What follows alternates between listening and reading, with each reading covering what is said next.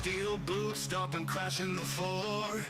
Two wild yinzers kicking through the door. Loud like a jag-off at a pins game fight. Brace yourself, this ride ain't polite. Two dumb yinzers, loud and proud. Heads in the clouds, voices in the crowd. Chaos brewing, they don't play nice. Hold on to your iron and grab your prime anti-slice.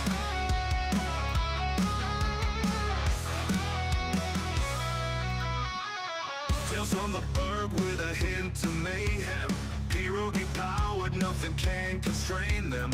Knocking back stories like an icy cold brew. You never know what these two might spew. Two dumb yinzers, loud and proud. Heads in the clouds, voices in the crowd. Chaos brewing, they don't play nice. Hold on to your iron and grab your prime anti-slice.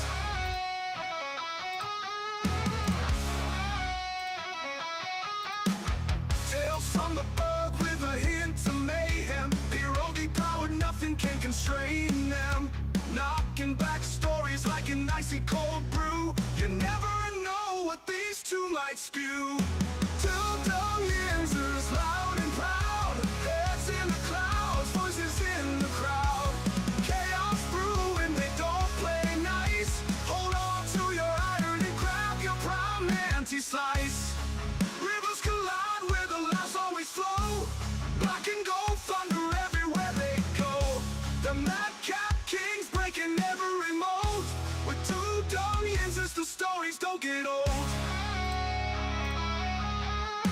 Two dumb yinzers, loud and proud. Heads in the clouds, voices in the crowd. Chaos brewing, they don't play nice. Hold on to your iron and grab your prime anti-slice.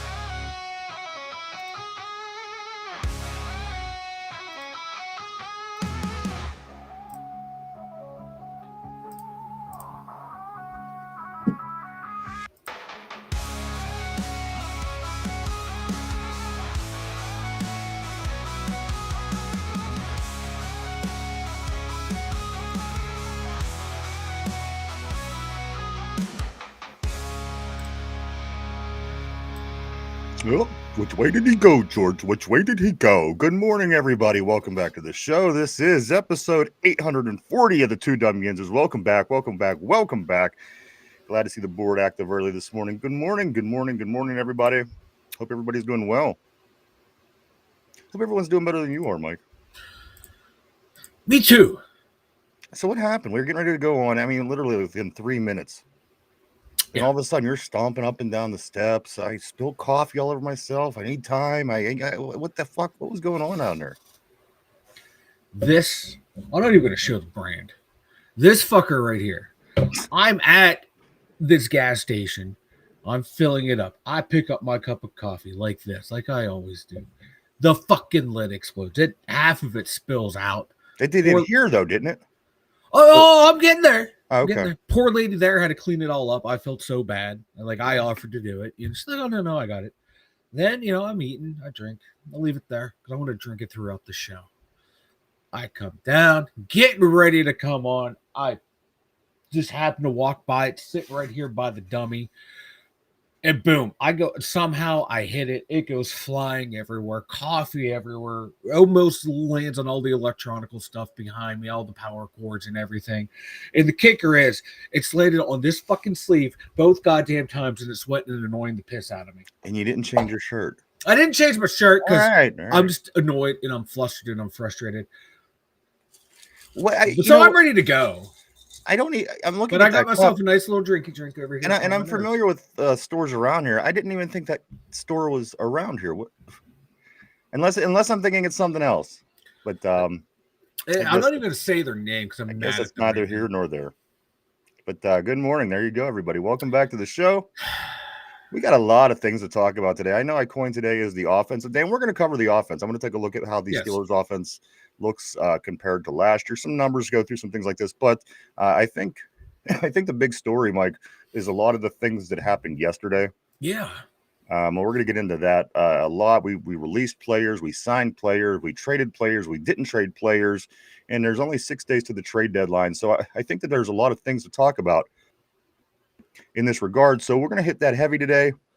We're going to kind of, finish up what we talked about yesterday and then get into today with the offense. We do have some things to get into. Before we do start, I just do want to say that Deontay Johnson is working out with the Giants. He's trying to get a job with the New York Football Giants. Deontay Johnson is still looking for work. So there you go, everybody. You need a wide receiver. He may run backwards. He may not catch the ball, but you'll have a receiver. He may not run routes like he used to. And that's the only thing that he was good at. But he's out there. And the Giants need a receiver because I think Malik Neighbors, he's been out for the year for a while now. So. Deontay Johnson will be a great replacement for Malik Neighbors. Right? Yeah. Like even at peak Deontay Johnson, not even close to year 2. Malik Neighbors.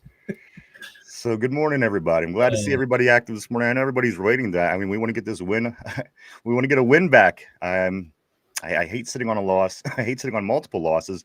And I hate sitting on losses for long periods of time. So hopefully we can get back at it when the Colts come to town this week. Finally back to Sunday afternoon games. This one's at 1 o'clock on Sunday, week 9, which kicks off tomorrow night with Thursday Night Football, Mike. And the Steelers are 3-point underdogs against the 7-1. Not only the best team in the AFC, but the best team in the entire league. The Colts coming to town. But for the best team in the league, I think this is one that we have a chance to win. And I think that I feel confident. I think that we are going to win this one for a few reasons. And we're going to get into all that and a whole lot more today. So we're going to, Vegas, you're right. 18 runs against Green Bay. I'm going to get into that as well. Let me get to the board. A lot of things going on today, guys. So let's get started. Vegas says, does Permante's have the best pizza in the burg? They do not. Let me explain. It rhymes. That is the primary reason that the Permanente slice is in the song was because it rhymes. As a matter of fact, Pittsburgh has a lot of interesting and different pizza places. Some say some of the best in the country. Obviously, you're contending against your New York, Chicago's, places like this. But it's been said we've won contests and shit like this, so I know we do. But the Permante's pizza is not. It is not the best pizza in the burg. It's good. I usually when I get a Permanente sandwich, my child likes the pizza, so I'll get him a pizza. But nonetheless, that is the answer. Yeah, like Permante's really in there too. One, because it rhymes and everyone knows Permante's. Yeah, exactly. Welcome to the show. Welcome to the terrible board, everybody. Phil the Steel, what's up, brother? Always great seeing you. He says, "What's up, Watt fans? Here we go." That's right, baby. This is going to be a big week. I know it's going to be a big week. Tortilla says we better not be done making moves. Again, just 6 days. 6 days, guys. The trade deadline is next Tuesday. Today's Wednesday. Next Tuesday at 4 o'clock p.m. So if anything does happen, it's going to be finally in these next 6 days. Tortilla follows it up by saying, you guys going to have Cam Hayward on. Looks like his focus on podcasting, not football. Yeah, he literally, the name of his podcast, literally it's like everything but football or something. Mm-hmm. So, and all they talk about is football on there. Glad to see Cam's in focus as always. Tortilla says Mike had to hide the torta in his room. That's the stomping you heard. Pink box. What, the Permante's pizza? I don't think it's a pink box, but I guess it could be. I'm not sure what's being. Like, who doesn't like a good pink box? Exactly. Phil Steele says talking about Steelers offense today. How many 3-and-outs versus the Cheeseheads? Warren was running the ball great. Took that away on the second half. The second half running is definitely going to be topic of today. It should have been done more. And you remember when we scored and put ourselves, I can't remember what it was, maybe by 10 or something like that. And then we could have, or whatever it was, we could have went in the halftime and got the ball back. I thought, wow, we have a real opportunity to pad this. Double up. And we didn't do that. They ended up getting a field goal at the end of the half to bring it a little bit closer. And then when we got the ball in the second half, we didn't capitalize on that. But I really felt that they should have been running the ball a little bit more with the lead in the second half.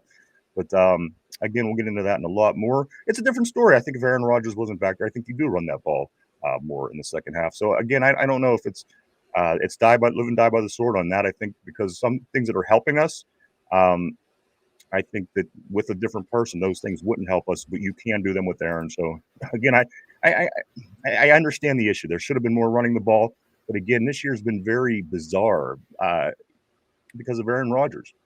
I think you have the ability to do other things other than the standard sometimes, and sometimes it bites you, sometimes it doesn't, sometimes it works for you. So Still get into that a whole bunch more. Tortilla says Vegas, she had a brown box. She had a brown box. Yes. Wow. That's what I'm talking about. Phil says shut down offense and Rodgers until that late Wilson touchdown. Yeah, they sure did. But you got to remember, too, this Green Bay had a good defense. We got to remember that the Packers did have a good D coming in. Certainly a lot better than Cincinnati, who pursues, we just played the week prior. Vegas, of course, did say only 18 runs in the versus the Green Bay Packers. Phil the Steel comes back and says the end of my Steel offense talk. Boz had to come in for 9 points instead of putting up 21. Still too many 3-and-outs by the Steelers' offense and cheeseheads. Vegas says, I was guessing where the cup vanilla. Oh, I see what you're saying. He was trying to guess where the color, where the cup was from that you held up.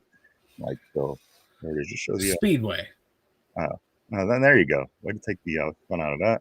Yeah, I was taking the fun out of it. I'm sorry. I thought it was a 7-Eleven cup for the way it looked. No, but they have 7-Eleven baskets in there for your shopping convenience. So I'm wondering if they're just pilfering them from the local 7-Elevens.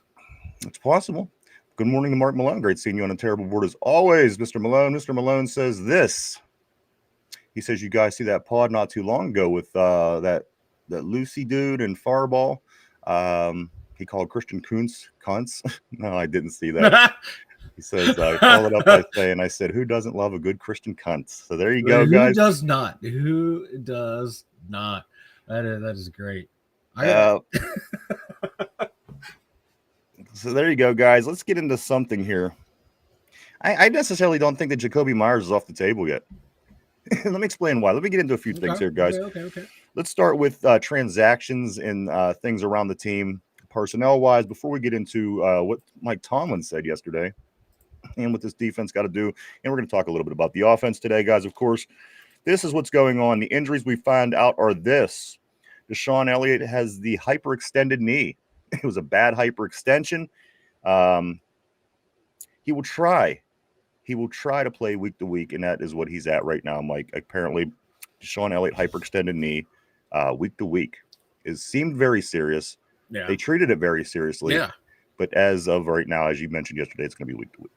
Yeah, week to week. They found I think like yesterday or late Monday that there was no ACL damage. So that's a damn good sign there. But they need him back as quick as possible, but I don't want to see him rush back to where, he does tear it out and he is gone for the rest of the year. Well, I don't think there's going to be a rush to rush him back now, obviously. Let's get through the transaction news, and I think we'll see why. Mm-hmm. Also, Mike Ukulele is out for the season. He does have an ACL tear. So one tear, one no tear. And then also Ciamalo. Ciamalo is questionable this week. He's on a week-to-week basis with his pec. And finally, Scotty Miller. Scotty Miller will try to play this week, Mike. He's going to try to play. He's week to week with a broken finger. So Scotty Miller, I don't know what we're going to do without that one catch. But can we take Scotty Miller's ACL and just his knee? They're still making a big deal out of a guy that has one catch on the year. I'm going to be honest. If you would have never told me that Scotty Miller didn't have a broken finger, I would have never known. Me either. I would have never known. Because I saw it. I was like, oh, Scotty because Miller's if he goes for the next 8 weeks and has one catch, yeah. How would you know? He might have had a broken finger all season for all we know. Yeah. And it just finally came too much for him to bear. So that is what the injuries look like as of right now. These are some moves. Names you may recognize, names you may not recognize. Practice squad, regular squad guys, active squad. This is what the transactions look like yesterday, Mike. First and foremost, a couple people that we don't talk a lot of. Practice squad guys, excuse me. The Steelers released running back Raheem Blackishire and also linebacker Jacoby Wyndham, from the practice squad. So there you go. If you're going to be missing Wyndham and Blackishire, they are released. I'm sure they'll be back eventually. They also waived defensive tackle Dominic Davis, Mike, from the IR list yesterday as well, the Steelers. Let me see what else we got here. And then early in the day, of course, the big news, Mike, was the Patriots trade, but I'm seeing earlier in the day, we also signed another veteran safety, Derek Forrest, for the practice squad. Yeah. Looks like he was a former Washington Commander, and he played for somebody else. So Derek Forrest is on our practice squad. But that ultimately wasn't what they did to fix the Deshaun Elliott injury issue. Of course, everybody probably knows this by now. The Steelers did make a trade to the New England Patriots for versatile safety, Kyle Duggar. Mike, the trade is we get Kyle Duggar, and we get a 2026 7th overall pick, and the New England Patriots get a 2026 6th round pick. And it seems like this is not really going to hurt us financially. It seems like New England's picking up on their end of the deal, and then other parts are being dropped. So this seems like one of the better moves we could have made. And for one, I thought we brought Jabril Peppers in to cover the safety spot. But again, going out and getting a whole other safety, Mike, this Kyle Duggar from New England. And from what I hear, he's pretty good. He's pretty good. I was always impressed with him. Not bad for a late round swap of picks. They're picking up the bulk of the salary. The contract's voided after this year, so not a bad pickup. He just fell out of favor with their new defensive scheme in New England. Before then, he was a solid starter in the league. A very dependable guy. He can line up. They've lined him up all over the secondary. Out wide, in the slot, in deep safety, in the box type safety. So he can play all over the secondary, but I think he's going to be the eventual replacement for Deshaun Elliott until he gets healthy. And finally, guys, this is not complete yet. We did talk about this yesterday, and then we talked about how it was not entirely correct. Right. And then I find out that it was correct.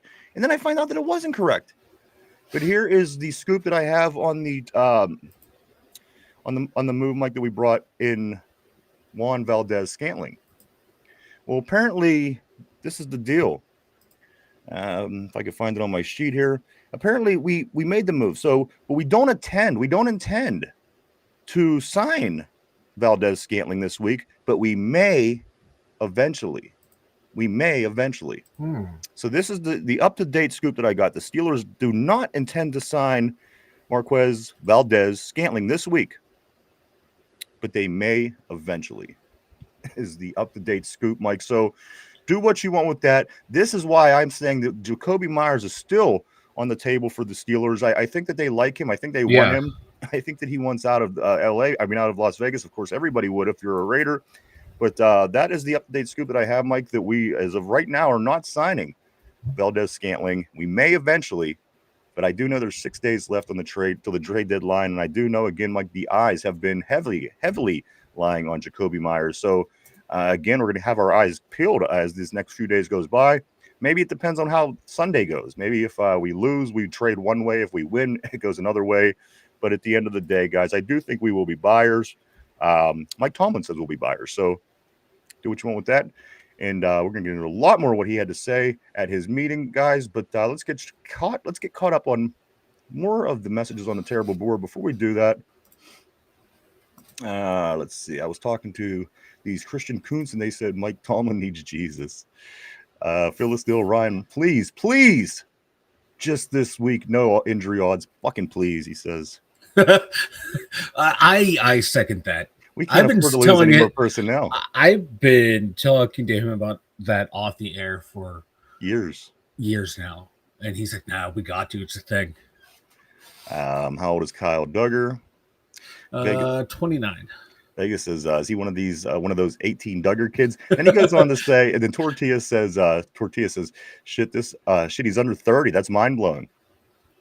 It is kind of, but you know what? I don't know when his birthday is. If he's 29, he might be 30 this year. I don't know.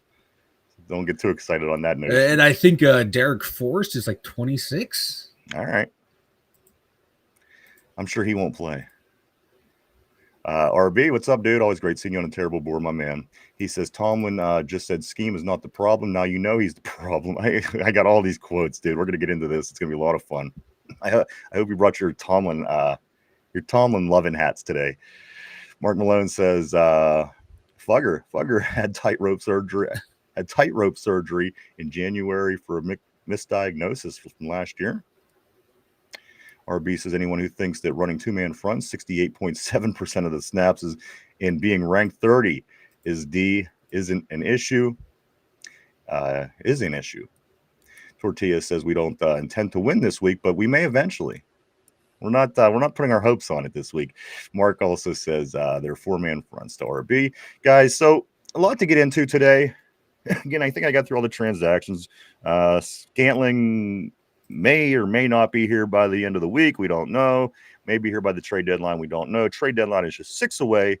Coach Tomlin says we will be buyers. which some people were starting to question. And I think at 4-3, you have to be buyers, considering there's a lot of season left. I mean, if you're the Raiders or you're the Saints, these are the teams that are sellers, obviously, going into the deadline. So a lot of things to consider, certainly moving forward.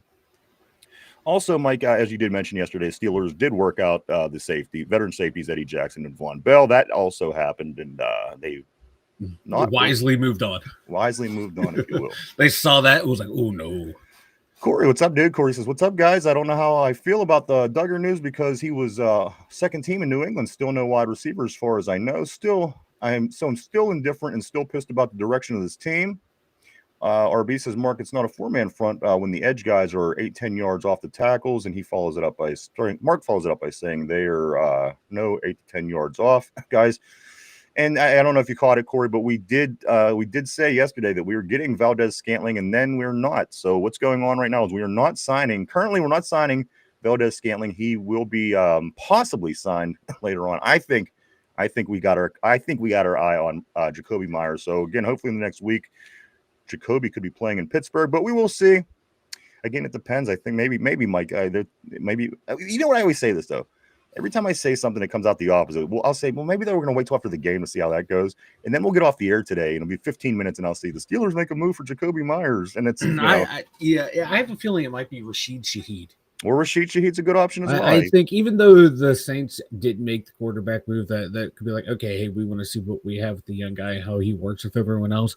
Or that could be a sign of, hey, we're throwing in the towel this season and we're going to try and gain assets and, just rebuild that way through the draft. So it's kind of weird what's going on down there in Nolans with the Saints in their situation, because there's reports going around that they want to trade these guys. They want to trade both of them. They're only going to trade one of them, so it's hard to tell down there. But someone like Rashid Shaheed, I think, might be more attainable, because I know that from what I'm reading, like the Raiders want a lot for Jacoby Myers, and he's only a rental.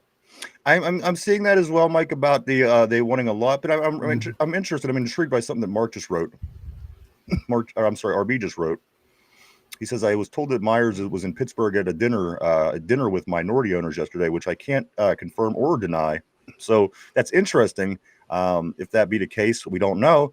But so that that's some rumors swirling around. If that's the case, I think that's good news in a way. Maybe why they didn't pull the trigger on Valdez-Scantling yesterday. Again, we don't know this, so don't get too excited just yet. But it's encouraging to hear that this is a possibility. I have a feeling MVS is their fallback option. Yeah, absolutely. He's their safety school, and I have a feeling we're going to see MVS. All right. Let's see. Duggar was great at one time, but not now, is what RB says. I never followed him, so I'm learning every day. As you talk, I'm learning. What's up, gang? What's up, Jamal? What's up, bro? Always great seeing you, dude, on the terrible board, my man. Mark says, I still think we need the all-whites, but you know what? My all-whites team, I don't know. I think they'd be okay, but as I always say, you need brothers on your team. Football is all about teamwork. You need a nice mix. Yeah, you do. I don't know. I'm just looking at my squad, and as good as it looks, as good as it looks, we need the help. The squad ain't going to help. Well, here's the thing. I'm looking at the squad, and I'm thinking, you know what? Teams today could probably beat this team, and this is the best that we had this decade. This century. I'm not saying that it's not good, but at the end of the day, guys, I don't know. It's football. I like a little bit of a diversity in my sports. John says, I wonder what Rooney is thinking. If he is satisfied, nothing will change. Mark Malone, I would love to get Cooper Kupp, man. Love to get Cooper Kupp. That's one of the guys we talked about this offseason. We sure did. If we could have they were talking about, could the Steelers get him and Stafford from the Rams? Would you do it? And man, those two, talking about two guys that are just drinking from the fountain of youth. Can you imagine if we got these? I'm looking at some of these numbers, and I'll get into it in just a moment, because it kind of this one kind of bleeds into the offense and Aaron Rodgers. So I'll get to that in just a moment, but you'll see where it comes back to Matthew Stafford. Let's grab this last message here. Corey says, RB, bro, if you got inside track like that, then your ass needs to be on the pod side of the comments section. Boost the viewership for guys with that information. We appreciate all information for everybody. We really do. Guys, so let's get into it. I don't want to waste any more time. This is the thing that, again, I don't know. I don't know what's going on terrestrial radio because I don't ever go listen to these guys. I can't stomach them. So I'm going to get into this today. If this is something that's being talked about, I don't know, but we're going to get into it, guys. Yesterday, the Mike Tomlin press conference, the quotes and things that he said that may have Steeler fans scratching their heads as our first place Pittsburgh Steelers get ready for their battle with first place Indianapolis. Man, how many weeks in a row can we say our first place Pittsburgh Steelers are taking on a first place team? It feels nice, don't it? The first place Pittsburgh Steelers. And you know what? It's going to last for a couple more weeks at least, Mike. At least. Yeah. Because the Bengals being a game and a half now, they're a game and a half. So at least a couple weeks we are still in this position. So enjoy it, right? See, RB said, I'm sorry. RB says, oh, Corey, I know 3 people who have info I'm not supposed to really share. Jamal says, does any receiver move the needle given the state of our defense? Right? That was what I came in with yesterday. I said, this is exactly what we need after the last 2 games. I seen another wide receiver. He only hit all 9 guys on the offensive, on targets. Yeah. And then the defense obviously is doing very, very, very, very, very poor. So my first thought was, let's get a wide receiver. Why don't we go get another tight end? I'm sure it'll help too. Mark Tortilla says this. Tortilla says Mark Bully counts as 4 people, not 3. And RB follows it up by saying the holdup with Myers is not the Raiders' asking price; it's his asking price. He's overvaluing himself. Imagine that. Oh, does he want to sign a new contract? Is that what Myers wants? Because I know he was looking for one earlier in the year. If he got traded. Tortilla says if we still had Pickens, maybe that would have moved the needle. And then finally, RB Tortilla, I don't know Kabuli, the people I know you wouldn't have ever heard of. Guys, let's get into some things that were talked about yesterday during our show. I got to go back and take notes. So this is some things that the Steelers head coach Mike Tomlin had to say yesterday at the conference. He says this. Defensive coaching changes are not on the table. This is the first quote that I wanted to talk about. Defensive coaching changes are not on the table, which I respect him for saying, because if it's a personnel thing, I don't expect him to come to the podium and say, guess what, bitches, we're firing Austin. You know what I mean? So he handled that respectfully. Again, we would like a little bit more transparency and a little less Tomlinism when it comes down to it, but we'll see how this continues to go. The first quote that I did want to talk about, Mike, he does say defensive coaches changes are not on the table. Do you have any comment on that? No, just to echo what you'd say, I don't think any coach in the league would say, yeah, we're firing people. Get ready for it. That ain't going to happen. Then he goes on to say. This is the one I think it is. I don't know. Because I saw him during the show. I was like, I got to save these for Ryan. The defense won't require dramatic scheme changes. The defense won't require dramatic scheme changes, which kind of rivals something else that he says I'll get into in just a second. But Mike, defense won't require dramatic scheme changes. I would say play call selection better if you don't going to change the scheme, the way you when and where you call your blitzes, when and when you're dropping into zone instead of man and blah, blah, blah. Could change. Okay. I can see where you're coming from. Maybe a personnel change, not scheme. Okay. He then follows it up by saying that he's largely pleased with Terrell Austin's performance. Yeah. Now it's getting to the point like, bro, now we know that you're fucking with us. Now is where I want transparency. Coming out with the point saying, you know what, we're not planning on making any big moves with our coaches, blah, blah, blah. But at some point, I want to know the truth.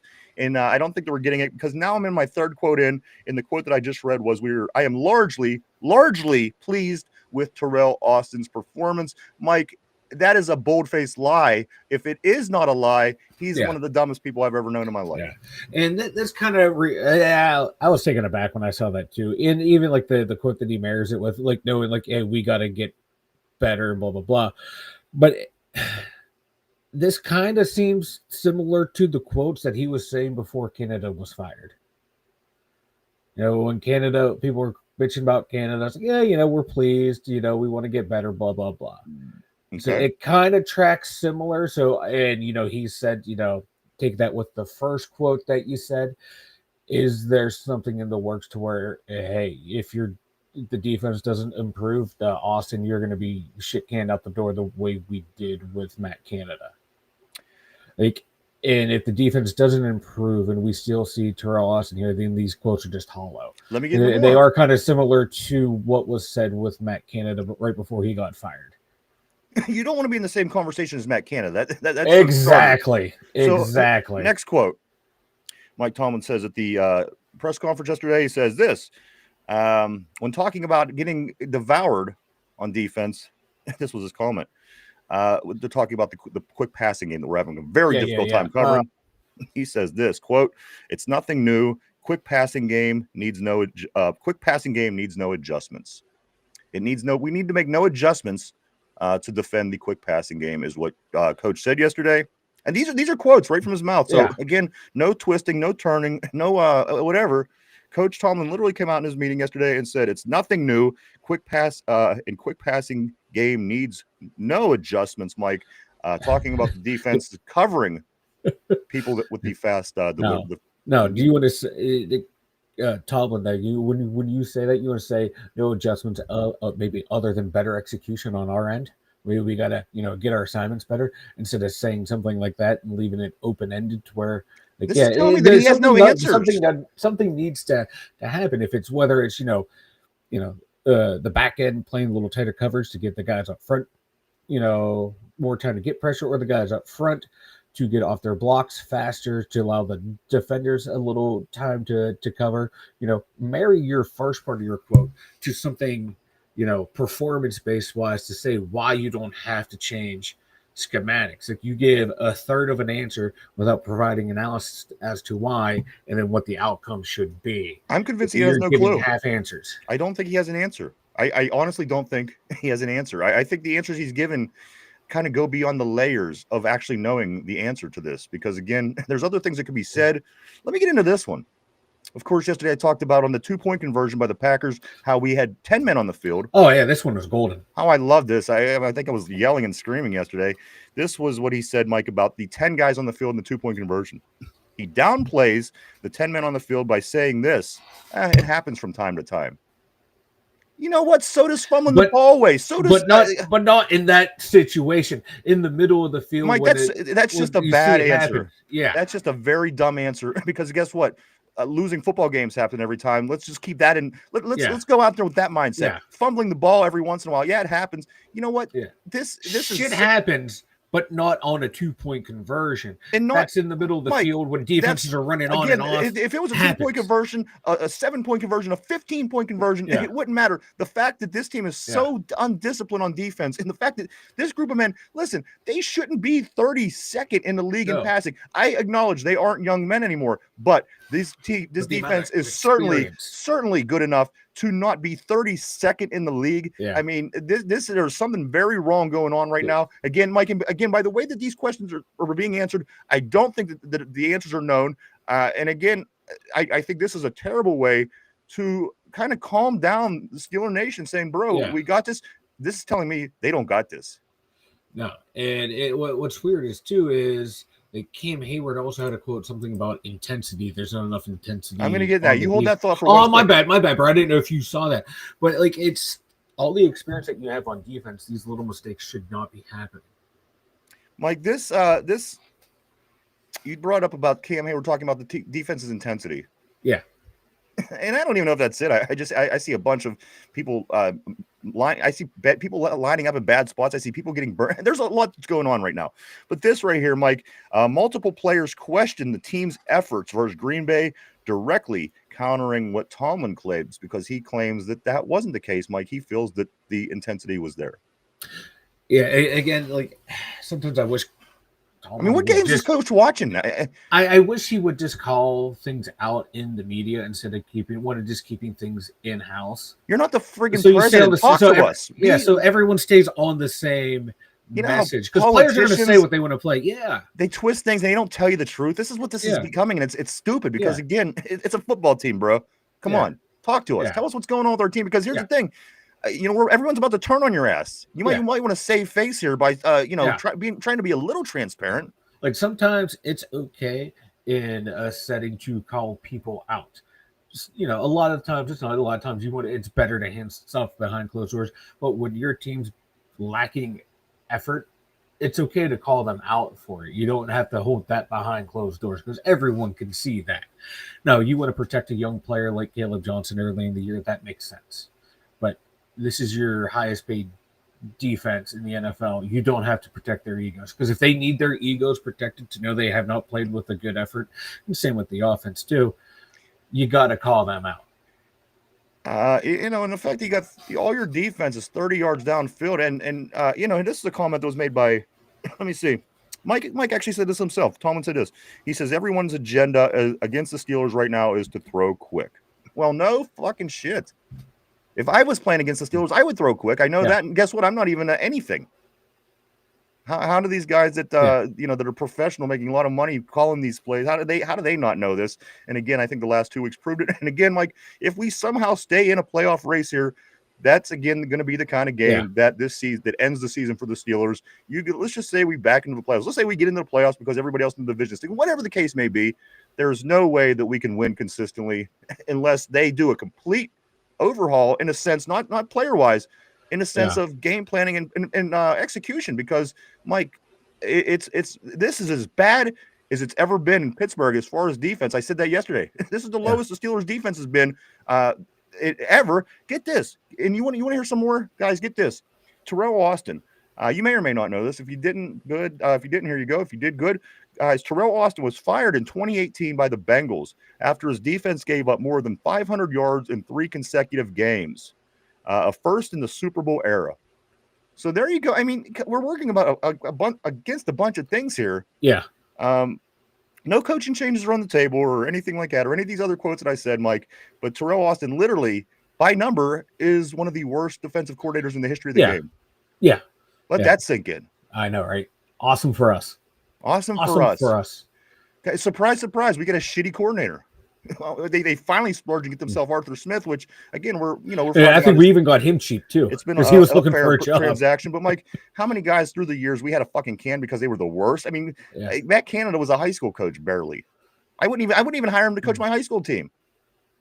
And now Terrell Austin, dude, he gave up 3 500-yard consecutive games. Nobody's ever done that in the Super Bowl era. So we technically have the worst.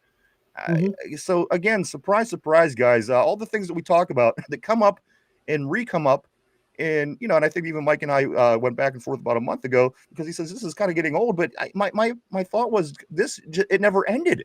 This is still a problem, and I think that's why it keeps coming up. And again, I knew it would come up again because if the Steelers would win the rest of the season, all the games, this would not be a problem. We would never talk about it. But the fact of the matter is, you've seen the tough part of the schedule down the road. You knew what was going to happen, and nothing changed. All the personnel changed. We changed half the team. 11 to 22 players this offseason, and yet we are still managing to be worse off than we were last year with a good quarterback in place who's getting things done. He's not perfect, but again, 16 touchdowns, 5 interceptions. Tell me who we had in the past 5 years that could have did that. So a lot of things, Mike, you just have to say to yourself, it doesn't make sense unless you go to the top, and then people will jump on the defenders will say, well, you go to the Rooneys. Oh, okay, be that as it may. Let's talk about, are you really visioning? What are you visioning with what's going on now? Does this look good to you? Do you think that we could make this move and all the problems will go away? This is a collective problem from the past decade. Things haven't changed. Things are very stale. And I often compare it to the Chuck Noll era at the end of his career in the late 80s, moving into the early 90s, just super stale. I'm not saying anything bad about the gentleman. Matter of fact, I like Mike Tomlin. But at the end of the day, what's that? It's like you said, it's stale. He's just not performing his job very well. And for me, as a fan of this football team, my whole life, I am having a hard time dealing with that. You know what I'm saying? So that's why I'm calling him out. That's why I'm talking about these things, because I feel that they're important. And again, if these are the answers you're giving, you have to put that into consideration and then let it bounce around in your head and kind of make a call, because there's a lot wrong with what's going on right now, Mike. A lot wrong what's going on. Let me pass it over to you, and then we're going to get back to the board. Yeah. The team, it's stale. The philosophy, I get what, like the philosophy on defense. We're not going to let you beat us over the top. we'll let you take the dink and dunk stuff, and we'll tackle you at at the catch. But the thing is, though, we've turned into one of the worst tackling teams. So when you can't tackle, you kind of have to change your philosophy. Who would have thought you paid more money, the tackling gets worse? Exactly. Like last year, like we talked about, the growth of Joey Porter Jr. as a tackler last year. This year, like it hasn't been that bad, but you can see it's taken a step back. It's just weird how well they were last year, and then how poorly they are tackling this year, and that's going to affect your philosophy. And it's like they don't want to change that philosophy. I get not wanting to get beat deep, but come on now, you're playing. I think single high safety like the most in the league, where a lot of the leagues playing two high safety. Mike, this goes into what you're saying. The defense, and we're still not even best in the run game. We're terrible in the run game, and you're playing a guy more down. And as you're saying, Mike, and you got all these guys dropping back, and then you have the quick underneath all day, Mike. And this is what comes from that. No team in the league has allowed more yard after catch on average than the Steelers, Mike, in week 8. Again, this is week 8. Yeah. This is after we bring guys in. This is after they play together for quite a few seasons, about 6 weeks worth. Mike, 8.5 yards per reception is what we are giving up, Mike, with no sacks, no pressures, and no takeaways. This is a recipe for disaster. Yeah. You will not win any games if that's the case. If that's what you're giving up and you're not doing anything in return, basically we're standing on our heels, we're reacting and making a tackle as soon as we can. Mike, there's again, I can't stop any sentence without saying we are in big trouble if this defense doesn't get fixed soon.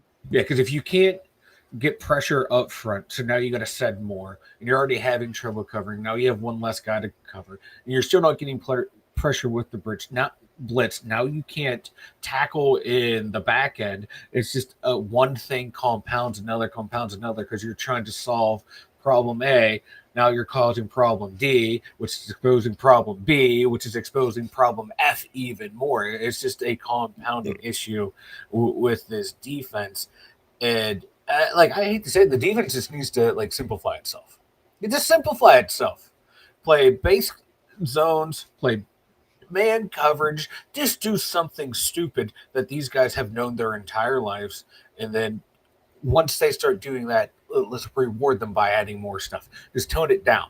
You hear that offensive coaches will say that, hey, we just simplified our offense until we started rolling. Let's try it on the defense. See if we can simplify it even more. Because half the time the guys can't even beat the man across from, and that's where the issue starts right there. But let's simplify it, keep it base blitzes, simple coverages, disguising coverages would be nice too. Listen, they were the precursor was this defense was going to be one of the best ever. Yeah, the reality. And I don't mind setting a high bar. Well, hold on, that bar but high. The reality is that it is the worst defense in the league. Hey, so they're right. I would like to think that this is somewhere in the middle. I would like to think that it's somewhere in the middle. It's not the best. It's not the worst. And I do think with this group of guys, with the right game plan in place, you just got to figure out how to. Again, you have a really good defense. At the end of the day, you have a really good defense. You look from all three layers, and and sometimes we go on about Clam and this and that, but at the end of the day, you have pound for pound. I'd say personnel wise, maybe one of the best defenses in the league. So, if they figure this out, I think the defense could be very good. I think if there was a guy in place, Mike, maybe a defensive coordinator that just have these innovative skills to figure these kind of things out and make the adjustments. Here's another thing, Mike. Big Ben recently said this on his podcast. He said yesterday, he says, I'm puzzled. I'm puzzled by the Steelers' lack of halftime adjustments, which ultimately has been something that's been brought up for a long time. And then they started to adjust well. And they started to adjust week by week well. And season by season, they were doing better. But back to square one, apparently, Mike, because, again, this is a team that should not be 32nd. This is something bigger than the potential, the play, the performance, the skill set of the players. This defense, on paper is really good. So again, I say it should be no less than average at worst. The fact that it's one extreme to the other is just totally crazy to me. And if somebody knew how to fix this, I think that this defense could potentially turn it around and be a very good defense. I just don't think that there's an answer. They don't have the answer. And that's what scares the most out of me, because that is coaching. They have to figure all this shit out, put the guys in the right place, get them in the right places to make the plays. And they're doing everything opposite of what they're doing. When I go back and I watch this game, everything that you heard through your whole life of what you need to do on defense, we're doing the opposite. Yeah, I think a lot of it is coming down to the personnel that's being deployed. You know, How many different personnel can we bring in? You need more Nick Herbig snaps. You need a whole hell of a lot more of him. A whole hell of a lot less of Clark and Thornhill. I want more Jabril Peppers. Throw the 20th Duggar kid out there once he gets here. Rotate Jack Sawyer and more. I was just looking before the show. It was like splash plays made by percentage of splash plays or impact plays made by rookies on defense. Jack Sawyer was number 1 at like 12%.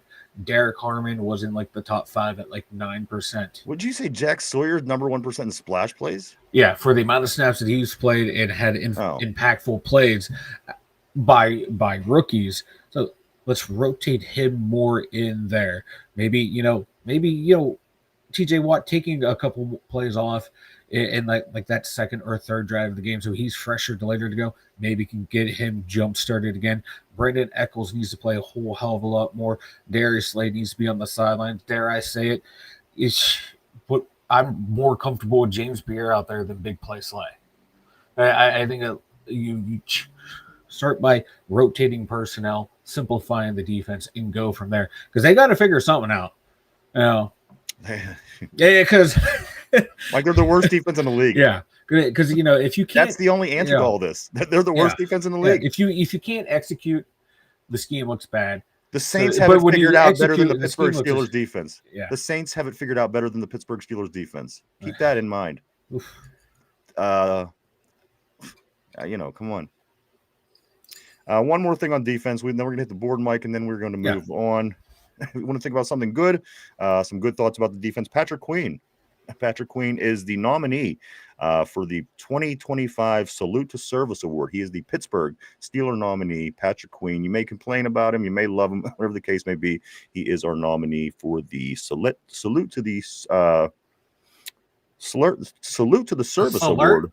Of course, these awards, they pop up. Nobody knows what they are, or who they're from, what it's for. Again, Cam Hayward, Mike, he won the Walter Payton Man of the Year. Yeah. All I got him was a patch. So do what you want with that. That's all he wanted, baby. He wanted that patch. He got that patch. Remember last year we had all these patches? We had him and Russell Wilson. And, let's get back to the board, everybody. A lot of things going on today. I can't wait to. As a matter of fact, I could probably guarantee that we're going to find somebody that makes more sense than our defense does on this board.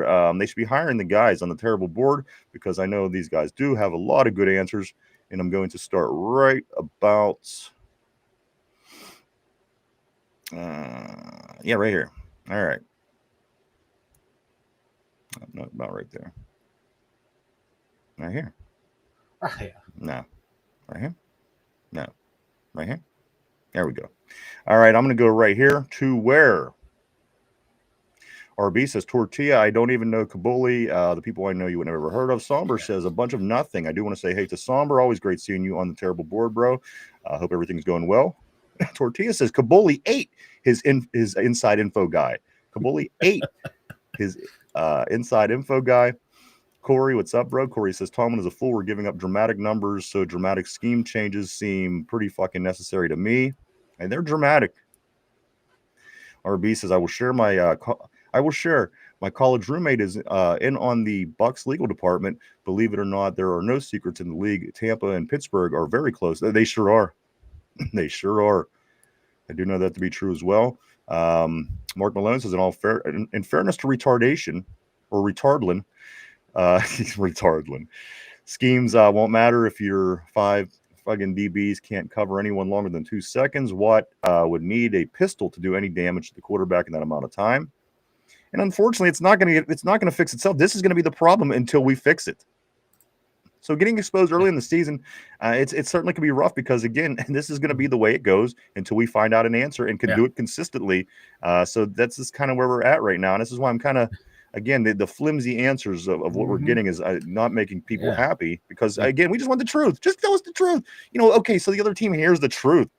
Nobody, what we're doing is no secret, believe me. There's no secrets we're hiding from our competition right now.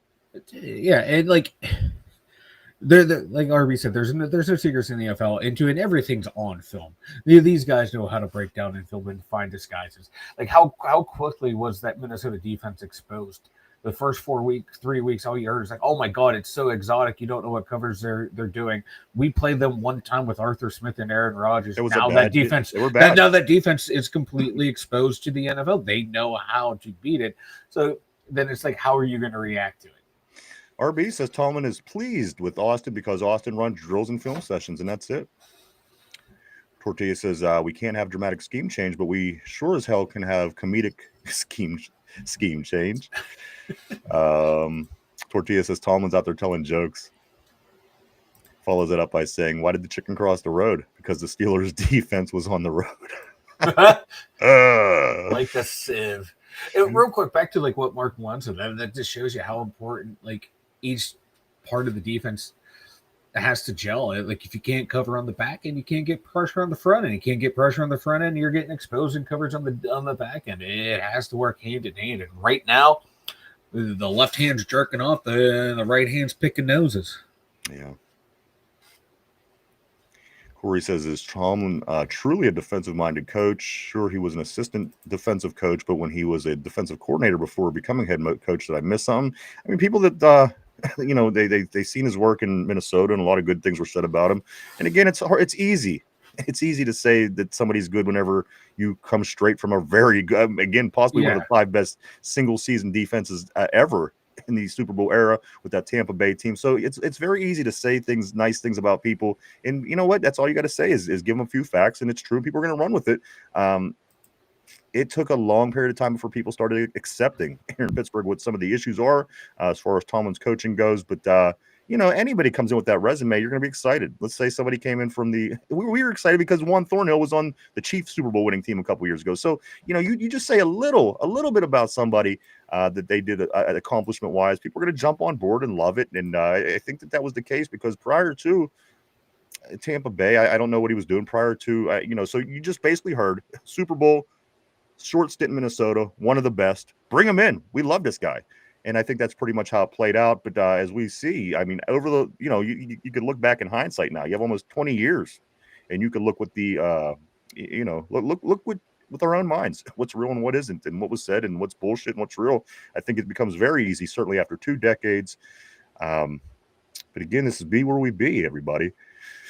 Phil still says, Ryan, no, don't ask for accountability on Tomlin, right? It's Watt's fault. Well, in all fairness, I didn't want to get on Watt. When the hell is he going to do something? What is he ever going to be allowed to be held accountable by fans? Well, here's the thing. It's we're sitting here talking shit on the coaches, but oh my God, you mentioned my favorite player ever.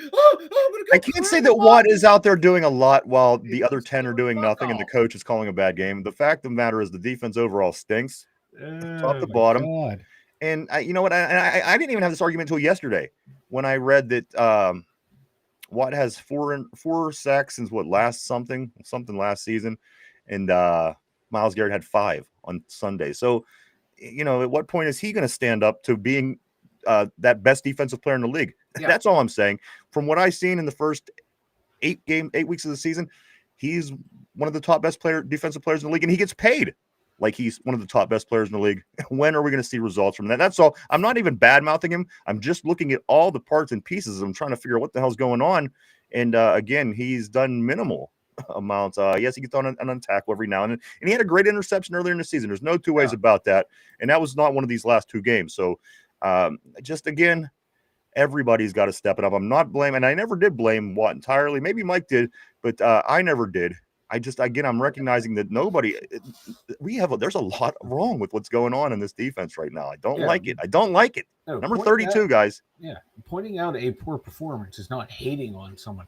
Wanting your best players to be the best player on the team is not hating someone. The coaching's sucking right now, and the star players are sucking right now. I don't know why that's taboo to say the latter part, say that the star players are sucking.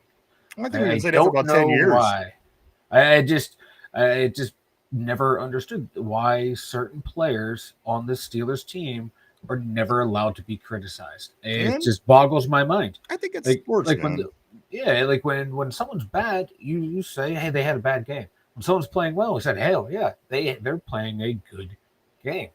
So it just boggles my mind. Scott, what's up, dude? Baffles Scott me. Atkins, always great seeing you on the terrible board. He says, I just want Slay benched.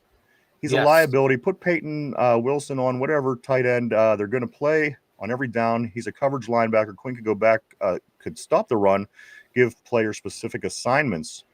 Slay is certainly not. Again, he's constantly getting burnt. He's always out of position. The He's always seems to tackling. be chasing somebody down opposed to making a play. Yeah. Poor tackling. Mark Malone His says. poor tackling. Mark Malone says bench Queen, put in Bruner. Phil the Steel says it's offense day. I want to know why there are so many 3 and outs still. That's not a bad question. We'll get to that in just a second. John, what's up? John, Big John Stud, middle name Mud. He says Tomlin talks like he knows his job is safer than the Pope's. He certainly ain't. I'd expect to see a little bit more from him, a little bit more moving here. That's all. He's still kind of dragging his feet with shit. And no, I don't see any problems. No, there's no defensive coaching changes on the table.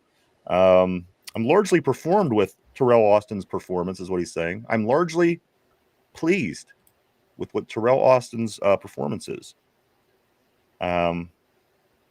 Defense won't require any dramatic scheme changes.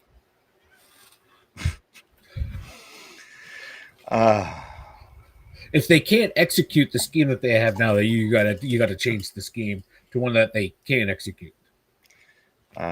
Tortilla says this. Mike Tomlin gets defensive when he's asked hard questions. Maybe that's what they meant by defensive coach. Maybe that's what they meant by when he's one of the most defensive coaches. Maybe that was it.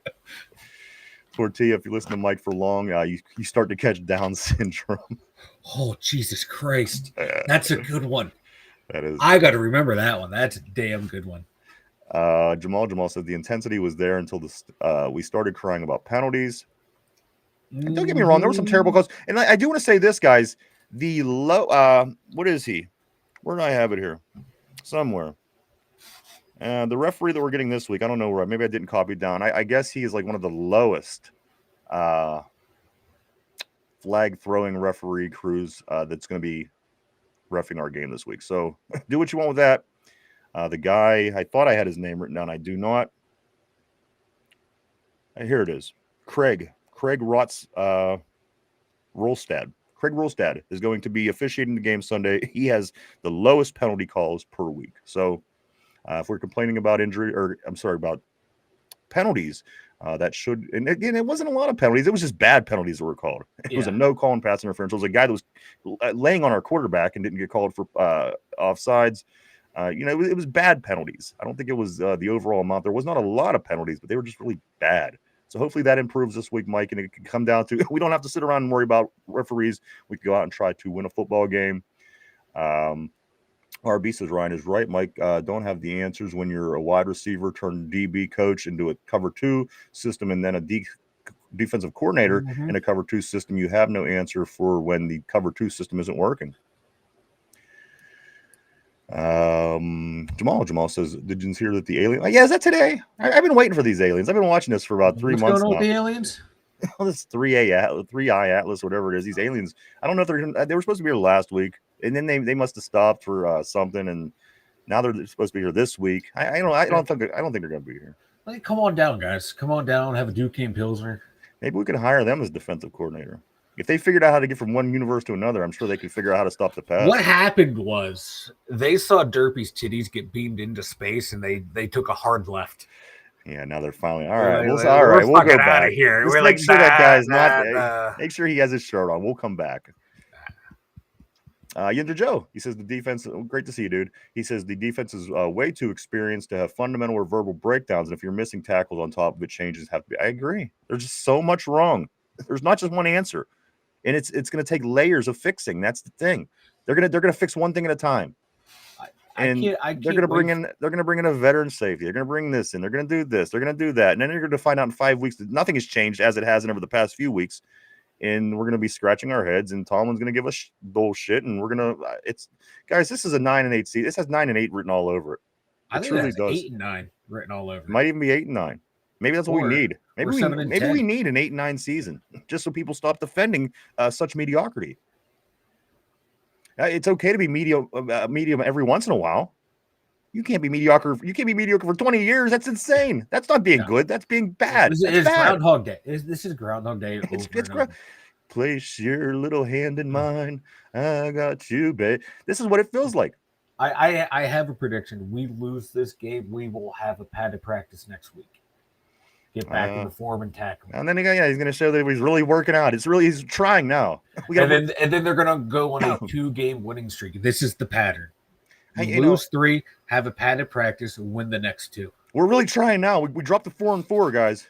When we were 4-1 and the world was in our hands, we're not worried about these. We're going to scramble. We're going to go back to the basics and play basic for 2 weeks and win, and then go back to doing the shit that wasn't working. Of course, I think that's actually what I said they should do, because I know that's what they've been doing for the past 15 years. Tortilla says, Jamal, can the aliens play defense? That was Scott says, Tomlin's defense reminds me of his press conferences. There's no substance in the press conferences or the defenses. TD by Savion Williams should have been stopped at the 4-yard line. Where was Slay on that play? Oh, where the heck? I mean, what was poor tackling? He jogged. The thing was, if he would have took the right angle, he could have got the shoulder down and got him around the 2-yard line, maybe the 1.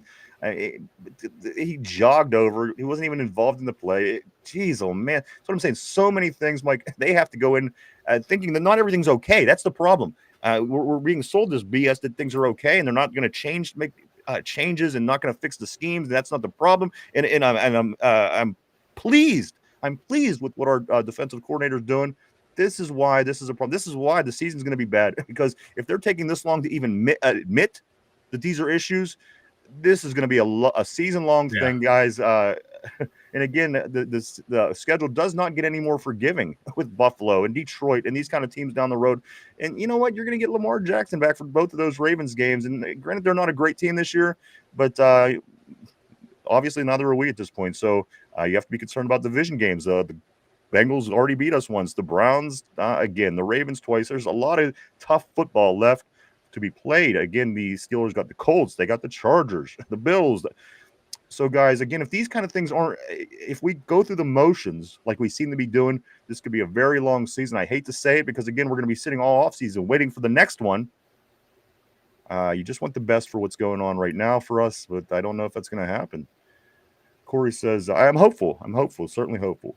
Corey says, at Tortilla, I get down every time I see him in post-game losses, because he doesn't care. You can see it in his face. Talking about boo-boo, the face, recognize a face. Mike talks about the boo-boo face that Aaron Rodgers makes on days of losses. Did you see that mug that Tomlin had on the sideline all game? That was the mug of, I have no idea what's going on. In my opinion, listen, I'm not the smartest guy in the world, but that didn't seem like a guy that really was into getting this win. Just in my opinion, it just he had that face. Aaron Rodgers had the face, and it's like I just knew looking at their faces, like this is gonna be a loss, and it ain't gonna be pretty. Get back to that. Corey says, get down every time because he doesn't care. You can see it in his face. He's just wanting to make sure he wins 9-10 games for his history's sake. Mark Malone, why do you think players want to play for time? And I've said this for years. And people said I was crazy. He says, why do you think players want to play for Tom when he doesn't make them practice and doesn't care if they loaf off the field? And I'm not saying anything to rival what you're saying. If I was, I would stand up against it, but I'm not, Mark. I see exactly what you're saying, and I've been seeing it for years. And I've been seeing these guys. I love to play for Coach Tomlin, and they come here and they kind of stink. All these guys that are coming here that would love to play for Coach Tomlin. It doesn't seem like it's all about football when it's I don't know. Just again, my opinion. I'm not the smartest guy in the world.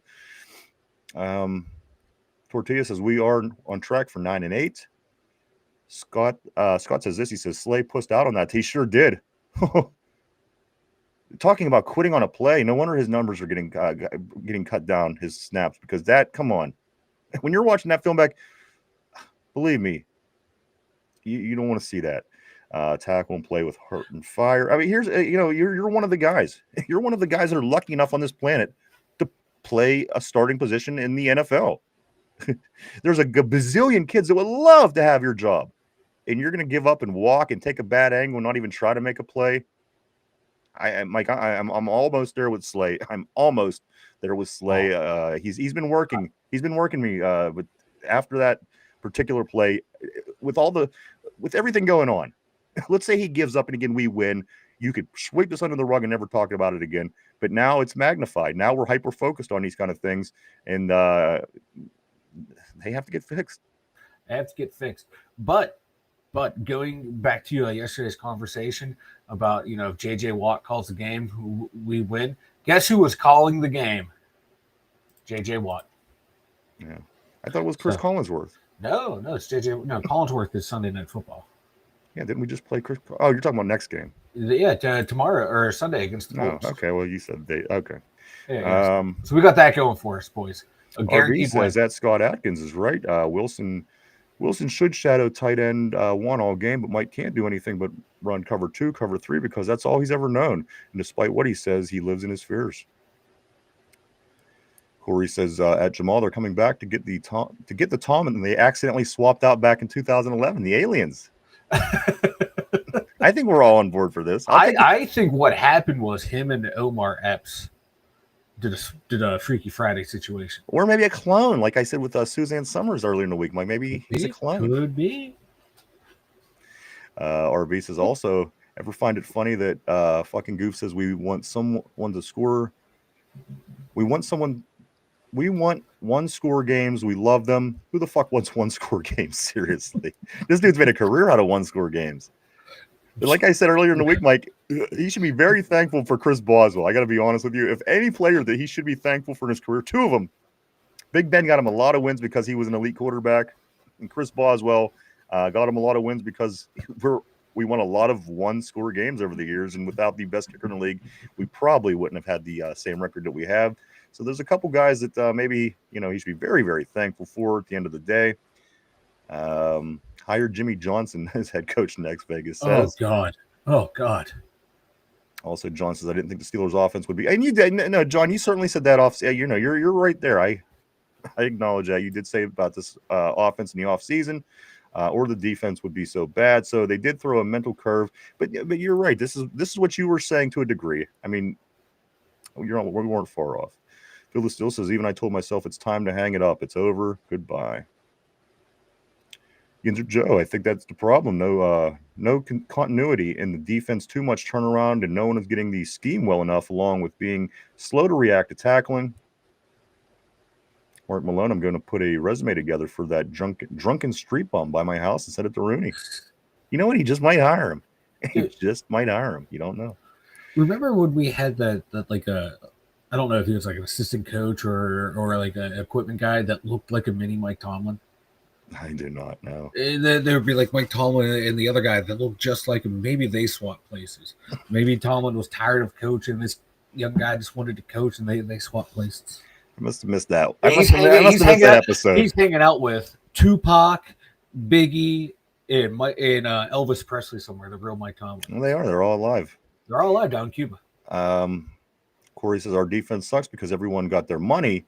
It's fine. I know. Funny thing about me at work, when I go to work, I have to wait 2 weeks to get my paycheck after my work is done. I would love to have millions of dollars in advance and then not have to do my job. What a dream! What an American dream this is. I would love to get paid millions in advance and just not do what I have to do. Mike, did we just come across the biggest scam in the history of this country? Oh, fuck yeah, man! You get your multi-million-dollar signing bonus, and then get that $700,000 hitting every Friday on direct deposit, baby. And everybody that, let me say that, like a carpenter, they come to work on your house. You got to give them the money for these stuff. Let's just say they do a half-assed job, and you sue them. That's what you do. That's if you can find them. You sue that motherfucker. Not with this. They take millions and run and don't do anything again. Come on, guys. I don't want to be at this part. I don't want to be saying. I love it when you get like this. Makes my job easier just to sit here. The thing is, it's just the truth. It is. It's just the truth. That's all. Our defense. Let's go right here. Of course, our defense sucks because everyone got their money. They have nothing to do to play for now. Right. When you have something to play, when there's incentive. Not when you give the guy millions of dollars up front. What are you, goofy? Fucking dumb these people are. and anybody that's in power, anybody that has government, they're just they don't have a sense of reality. They have no sense of reality. They sit up there and make these decisions like they know what they're talking about. Meanwhile, everybody else is getting fucked.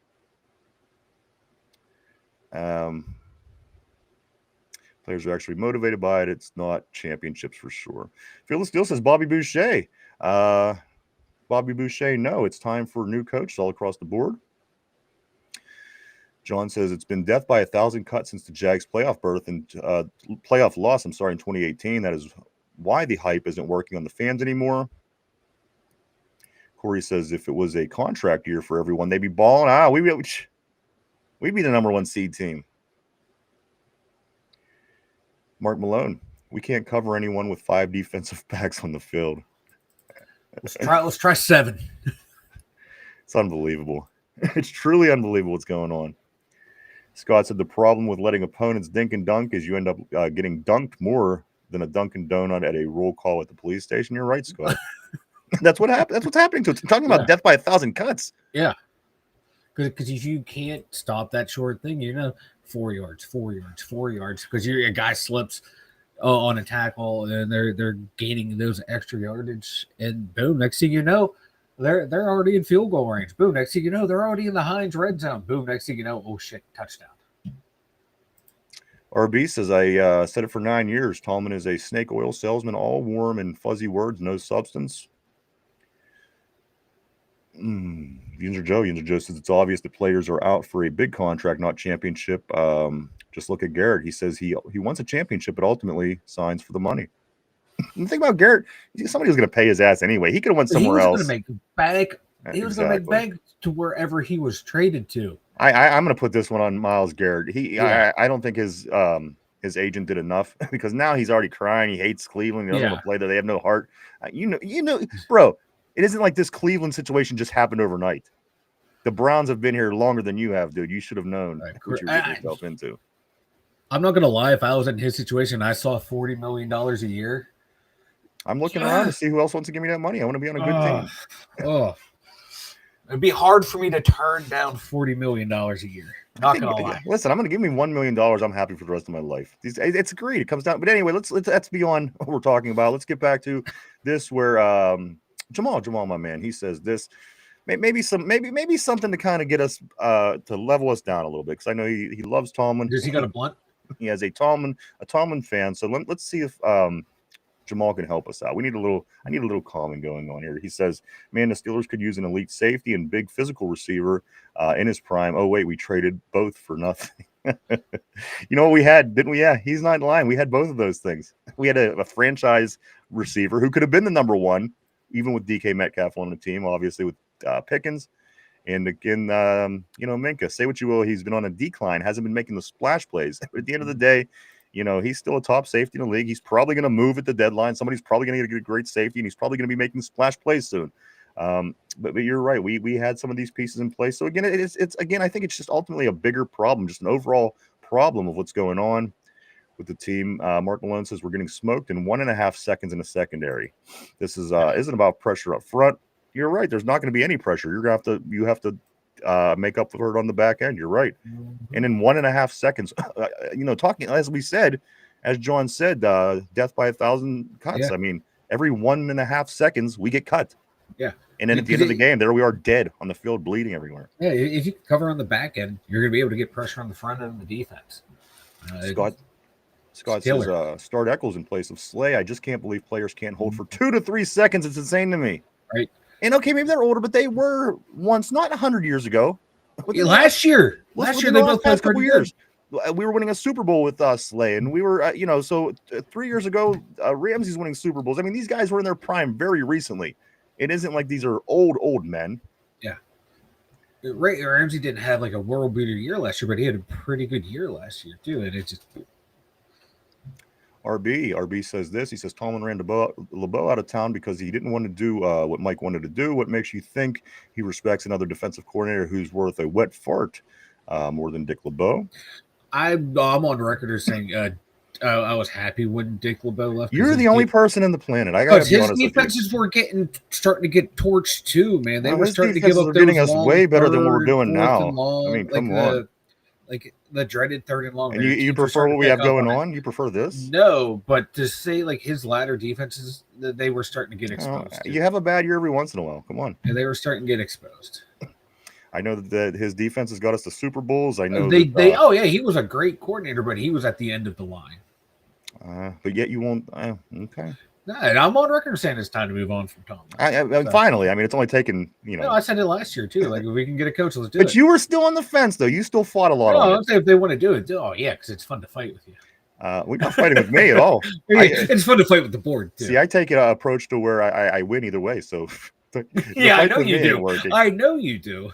That's why I want to throw shit at you. Somber says this. I saw something earlier saying it will most likely be Peppers at free safety and Duggar at strong safety, which obviously I think would be the case at this point. I know there's been a lot of call for, some moving around back here, switching personnel, but I think that's going to be what it ultimately is. We got the New England backup secondary, guys. So there you go.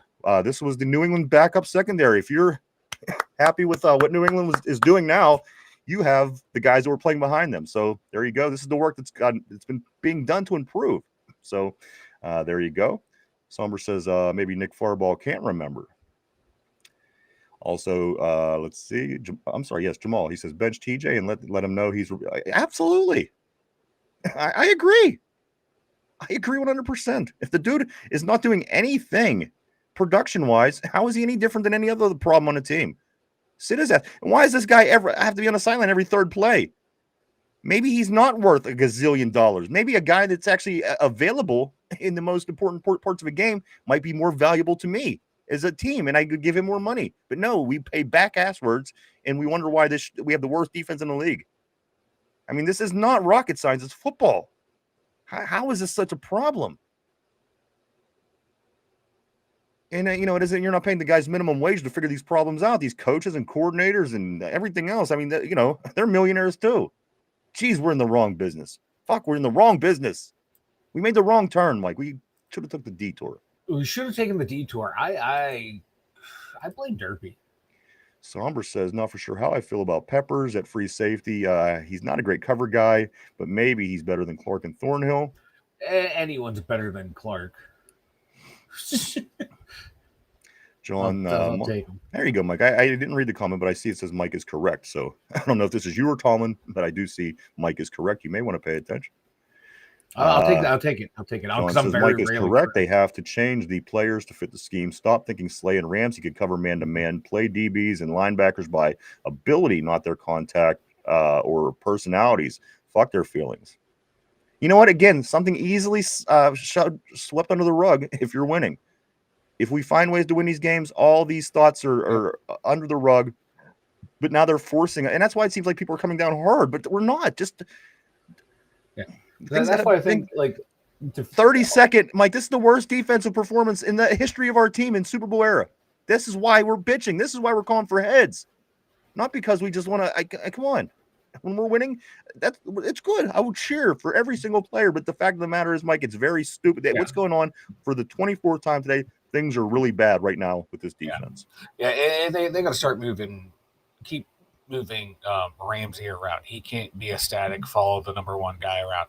He's been at his best when he was all over the defense, inside, outside safety. You don't know what he's going to do from play to play. When you know what he's going to do play to play, he's starting to get exposed at this age. Move him around so you don't know what he's going to do. I'm going to get a couple more messages in right now, Mike, and then we are going to start talking about the offensive numbers here shortly.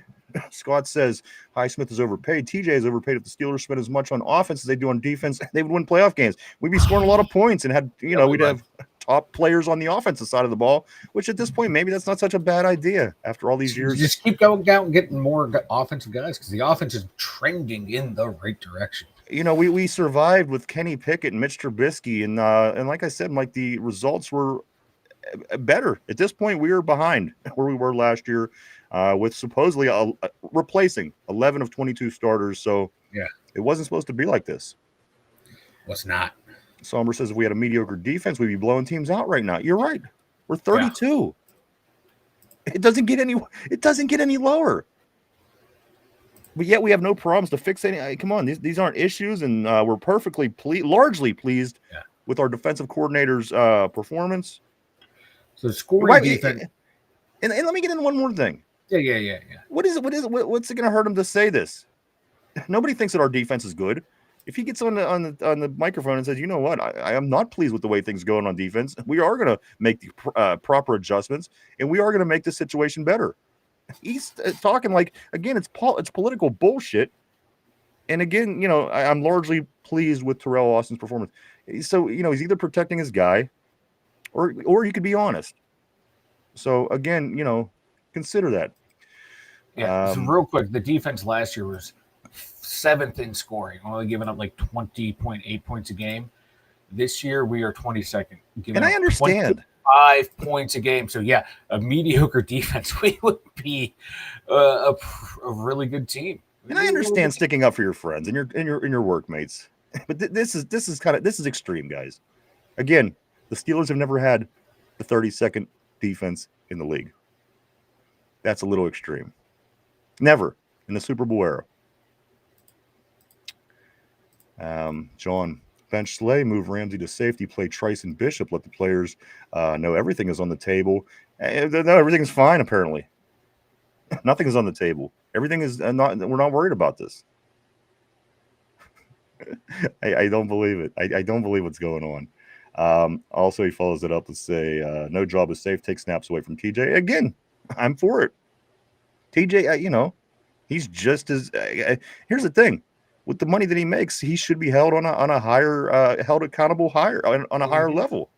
Because without him, we could take that money and put it elsewhere and possibly be a better team. But we give all that money to him because he does these things really well. So if he doesn't do them things very well or at all for periods of time, what exactly are we paying you for?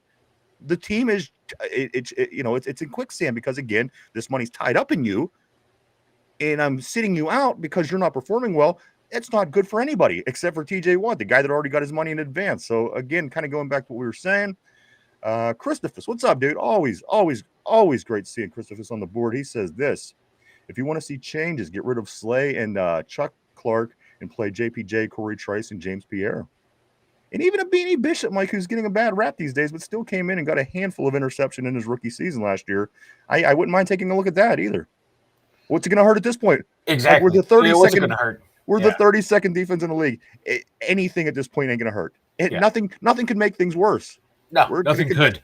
We're going to continue to lose by the same way. Why not try Beanie, who had 4 or 5 interceptions in his rookie year as an undrafted? Yeah. Why not? But again, Mike, largely pleased with what's going on with the defense right now. This is the problem. So I'm not being an asshole toward our coach. I'm not. I'm just calling it the way that it should be seen, guys. This is as common sense as I can imagine. And is laid out as clearly.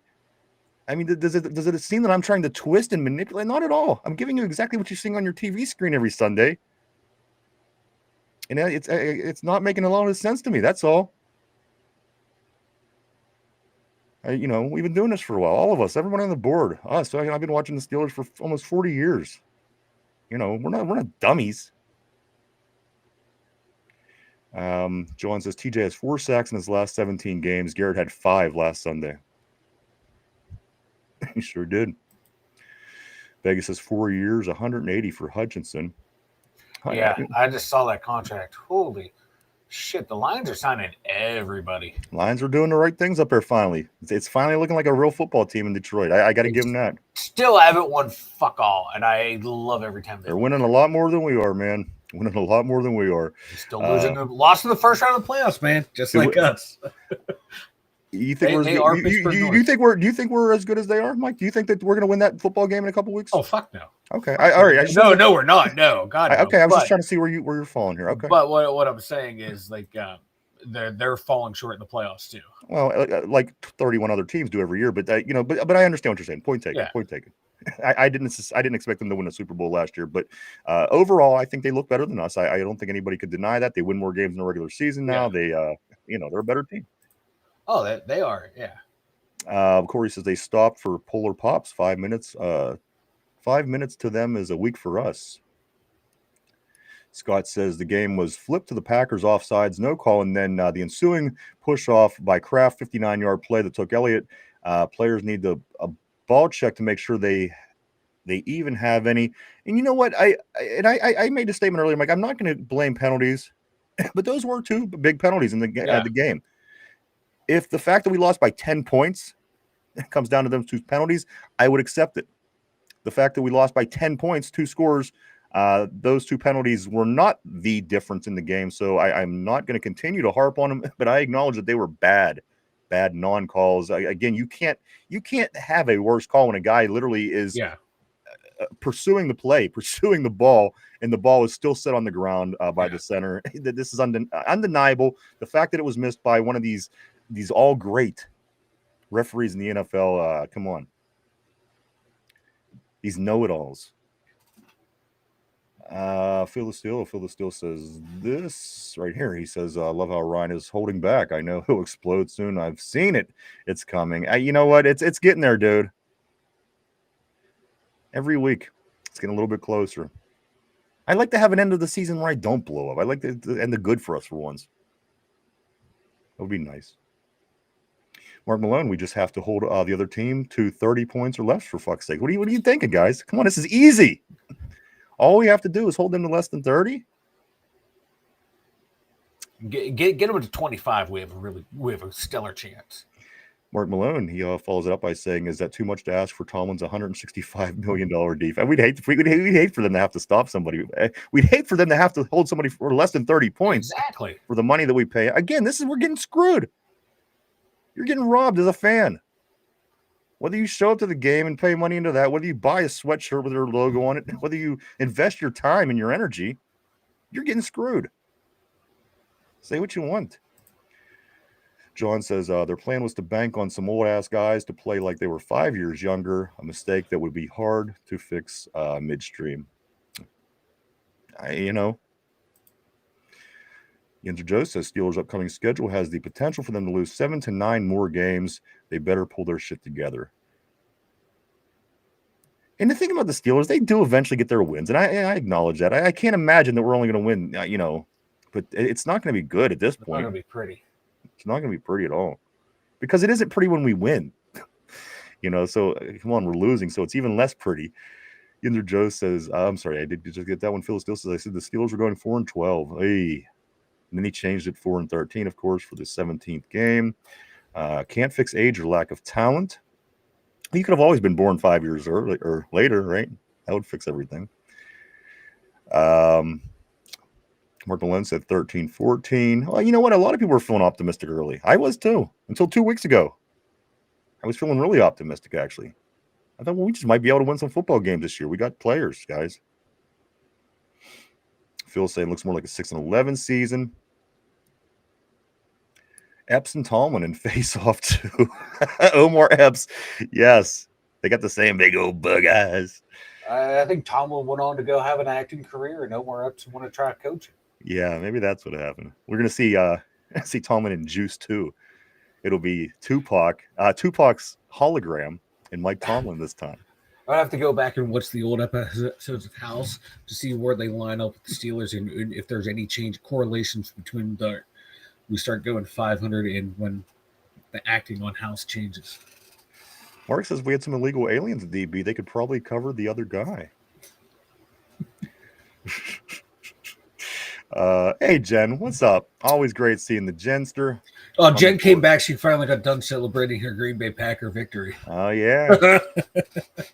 It's been a while since I antagonized someone on the show today, so I got to get that in there. John says, type Josh Pride impersonating Tomlin in YouTube. Is it that black guy that does the impersonations? Because he is really good.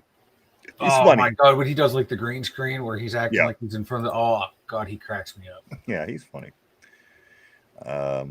Corey says, how much you guys want to bet that at the competition committee, someone approached Tomlin and said, look, you can't have DK and Pickens. You got to trade Pickens away. Nobody can stop that. Again, I don't know if that whole story has been exposed yet. I think there's a lot of speculation on what was going on, and I think maybe the whole story isn't exactly the way the story went, in my opinion. But again, it really doesn't. I mean, come on. Well, my question is, with the defense being what it is, do we win either of these last two games if we had both DK Metcalf and George Pickens? Yeah.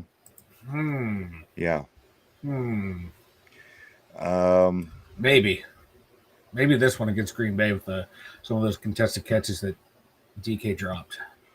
But again, though, I mean, people would have said last year, they would have said, hey, if we had Jalen Ramsey and DK Metcalf, would we win these games that we didn't win this year? Yeah. Well, we have them players, and we're not winning those games that we won last year. So Scott said they wouldn't. Scott says this. He says they wouldn't, but I would offer a second for Brian Thomas Jr. He would complement DK really well and give a young quarterback weapons for after Aaron. There is talk about that he's might be available. Yeah, no, I've heard his name come around too. We certainly keep our eyes, guys, as we are 6 days. Just 6 days. Like, let me catch up with a couple more. We'll get into some offensive scoop here. Mike Tomlin got me all fired up today. Mark Malone, Tomlin, he tainted them, man. He does it to all DBs. I just like when people use the word taint. Taint. My taint hurts. Taint. Feel the steel bullshit. Vanilla was defended Teflon Don. Like Matta Fuckar. Vanilla wants him until the year 3000, I think. I have no idea what he's trying to say. It seems funny, though. It does seem funny. Seems like it was tainted. Him and TJ Watt are going to walk hand in hand together off into the sunset when they both decide to retire. Hey, you know what? I would too. Does his wife Danny's pretty hot, man? TJ's Watt. I'd walk hand in hand with her. Yeah, but you said you were going to walk hand in hand with TJ. No, I didn't complete my sentence. You started to react before I completed it. It's going to be me, Danny, and her taint. Mark Malone says, my bet is Thornhill stays at free safety. Corey says, should have traded for a true corner and moved Ramsey to safety. I mean, that was kind of sort of some early plans, having Ramsey over at safety so he could be his best current self. He's hurting his stock trying to cover wide receiver ones when he can. And you're right. I think a lot of it's coming down to ego at this point, Mike. With the whole three-headed monster. They came in with this mindset that they were just going to dominate everybody. With us, we're not going to give up nothing. Well, fuck, we're 32nd in the whole league. Yeah. I think they have the skills to be higher than 32nd. I think a lot of it's up here. Again, there's a lot of things going on right now that needs fixed. Yeah. Scott says, I like the pairing of Duggar and Peppers. They will make some plays. They are, again, Duggar very, very, very versatile. And I've seen Jabril Peppers really lay some hits on some guys early. It's kind of concerning that they don't come in the right times. A lot of times I've seen some hits come after the whistle with him or on coverage teams that I wasn't thrilled with, Mike, because they weren't exactly head-on hits.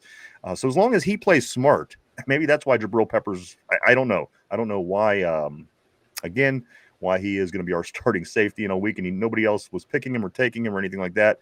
I sometimes see some boneheaded plays from him that I hope that we don't see in the future. Corey says, in a fucked up way, I miss Dante. I do too. I had no problem with Dante Jackson. I mean, even if he did have a problem, you have to say to yourself, it wasn't as bad as it is. And Levi Wallace and Steven Nelson. I mean, there's guys that I of course, Joe Hayden, I loved. Field of Steel says he doesn't say it because he's the defensive coordinator, not Austin. That's why he doesn't hold himself accountable. Corey, we need to give Cam's money to Connor. He's done more this year for the team than Cam has. Yes, he has. He sure has. Meatwad should get the money. No, I just like in Thanksgiving, Cam Hayward's taking it all and leaving Meatwad with nothing. No wonder Cam's 800 pounds. He's getting fatter by the day. Now, Meatwad, poor little Meatwad. Phil Steele says that Mark Malone 1 to 1.5 seconds and the ball out of opposing quarterback's hands. You're saying not even the best outside linebacker can get a sack with the time. Yet Watt is effing up. Notice I don't think that we're saying that he's messing up, Phil. I just again is he doing much more than anybody else on the defense right now? Is what we're saying. And when they don't get the ball out in 2.2 seconds, when they're holding on to the ball, he's still not getting home. And that's the thing. I think when we talk about Watt, I maybe you're taking it personal because it feels like we're talking about just Watt. Believe me, it's way more than just Watt. But when you're the highest paid, for starters, I would like to see more from him because again, he makes more than anybody else in the whole entire league almost. So to have no results, that's an issue. I mean, I think we could all admit that. Let's just say it wasn't Watt and somebody else in that position. I think that you would agree that we kind of have an issue right here that. could use some fixing by a big play made by any of these guys at this point. I'm not even going to point out one particular player. Anybody. Could anybody make a play? Anybody. It's not even that they're not making plays, Mike. They're just not doing the little things well. So, again, big problems, guys. Yedra Joseph's Beanie Bishop was getting cooked. He was just on the right end of a breakup and interception most times. I wouldn't be opposed to trying Kent and Pierre. but that being said, and I agree with you, Yinzer, but if he was always in the right place at the right time, maybe he'll be in the right place at the right time again. If he managed to get 4 interceptions or 5 interceptions as a rookie by just being in the right place, there's some guys that just managed to be in the right place. Couldn't hurt taking a look at him. That's all. Maybe he'll be in the right place in the game this weekend and get an interception, something that we have not been doing at all. So again, I'm they're saying there's nothing on the table. There's coaching changes, nothing on the table as far as this. I'm thinking that everything should be on the table at this point, Mike. Everything, not TJ Watt, not outside linebacker, not safety, it's everything. There's a lot again going wrong right now. So sit back and pinpoint one, it's not fair. There's a lot going on right now, and of course Tomlin is catching a brunt of it because if you're the guy at the top, I think that the responsibility should come back on you ultimately. But again, a lot of things going on right now with this defense and not going on with this defense, if you will. Mark Malone says, at Field of Steel, he says, Flash Gordon can't get home in the amount of time. You literally have to have quick draw McGraw back there pulling his pistol out. Nice reference. I know. I did. Great fucking reference. Jen says, Mike, don't make me beat you. Let me kick you in the taint. Tortilla says, the AI Tomlin videos are funny. 9 and 8, here we go. Is that what AI? Ow, I don't know. I suppose that means AI Tomlin videos. Jen says Danny's family or Packers fans taint happening. I'm just gonna say, Mike, that comment does get the game ball because of taint happening. Of course it would. You get the game ball. Someone said taint, and Ryan goes running head first into yes. As always. That's always. I realized as I was wrapping up that sentence what I just implied. Here we go. Let's get a couple more, Mike. We got a little bit of offense to cover because we are starting to round third base here on the show. Mark Malone says Duggar's going to have to build up some speed to jump on that moving train. Tortilla misses Artie Burns. I've heard about one person say that in my whole life. Me too. Tortilla. Me too. I love you, Tortilla. Tortilla says I got in an argument with a Steelers fan who said Hayward was playing with heart and was always running down to make the listen, and he does. Don't get me wrong. I see him rumbling, stumbling, and bumbling down the field to get involved sometime. But is it helping? I like the effort, but at some point we got to get plays. Plays got to be made. We can't be on our heels 100% of the time. You're not going to get again, Mike. If you're not getting to the listen, where to go? We're giving up the most amount of yards per catch, as we said earlier. We're not applying pressure. We're not getting sacks. We're not doing anything. We're literally giving up the most amount of yards, chasing the guy down, hopefully tackling him. And this is the extent of our defense. There's no imposing our will on anybody. We are always on our heels trying to play catch up through the course of the game. There's a lot wrong with that situation. Again, this team should not be 32 in defense, guys. Come on. This is why the frustration on hump day in between these two football games. It's frustrating. Tortilla says, I'm like, he ran down the field because the running back ran past him. That's what it is. That's what it is. He's always chasing these guys. But he does. He makes that run down the field. I'm not going to lie. He does. I'm not going to take that away from him. It. When I see that big body running, stumbling down there, and I know how old he is, and that's going to be killing his body. Yes, you like to see that from him, but like Ryan said, you want to see more of you getting into the backfield so you don't have to do that. But I appreciate the effort. Unlike someone else on this team, when they don't continue their backside pursuit once they get past the line of scrimmage, and like, I can't make the tackle, so I'm just going to waltz my way up to the line of scrimmage. That player will go on big. Corey says, when you're the highest paid guy on the fucking team, do what you have to do to get home. Do what you got to do. When did that ever go out the window in football? Do it. It's sports. Do what you got to do. Do what you. Speaking of highest pay to do whatever you got to do to get a win, last night Sidney Crosby was doing anything and everything he could do to try and get the Penguins a win last night. And guess what? My God, he took that game into overtime by himself. Gave the team a chance to win because that's what star players do. Yeah, and they lost too. So what do we know? But what do we know? Well, it's because the Flyers. This is the not Flyers hockey, assaulted him. Nobody really cares. Let me go on. I care, David. It's not my argument. Swing around to. Well, I'm still in the middle of the comment, so just let me get through a comment. my bad. That's all right.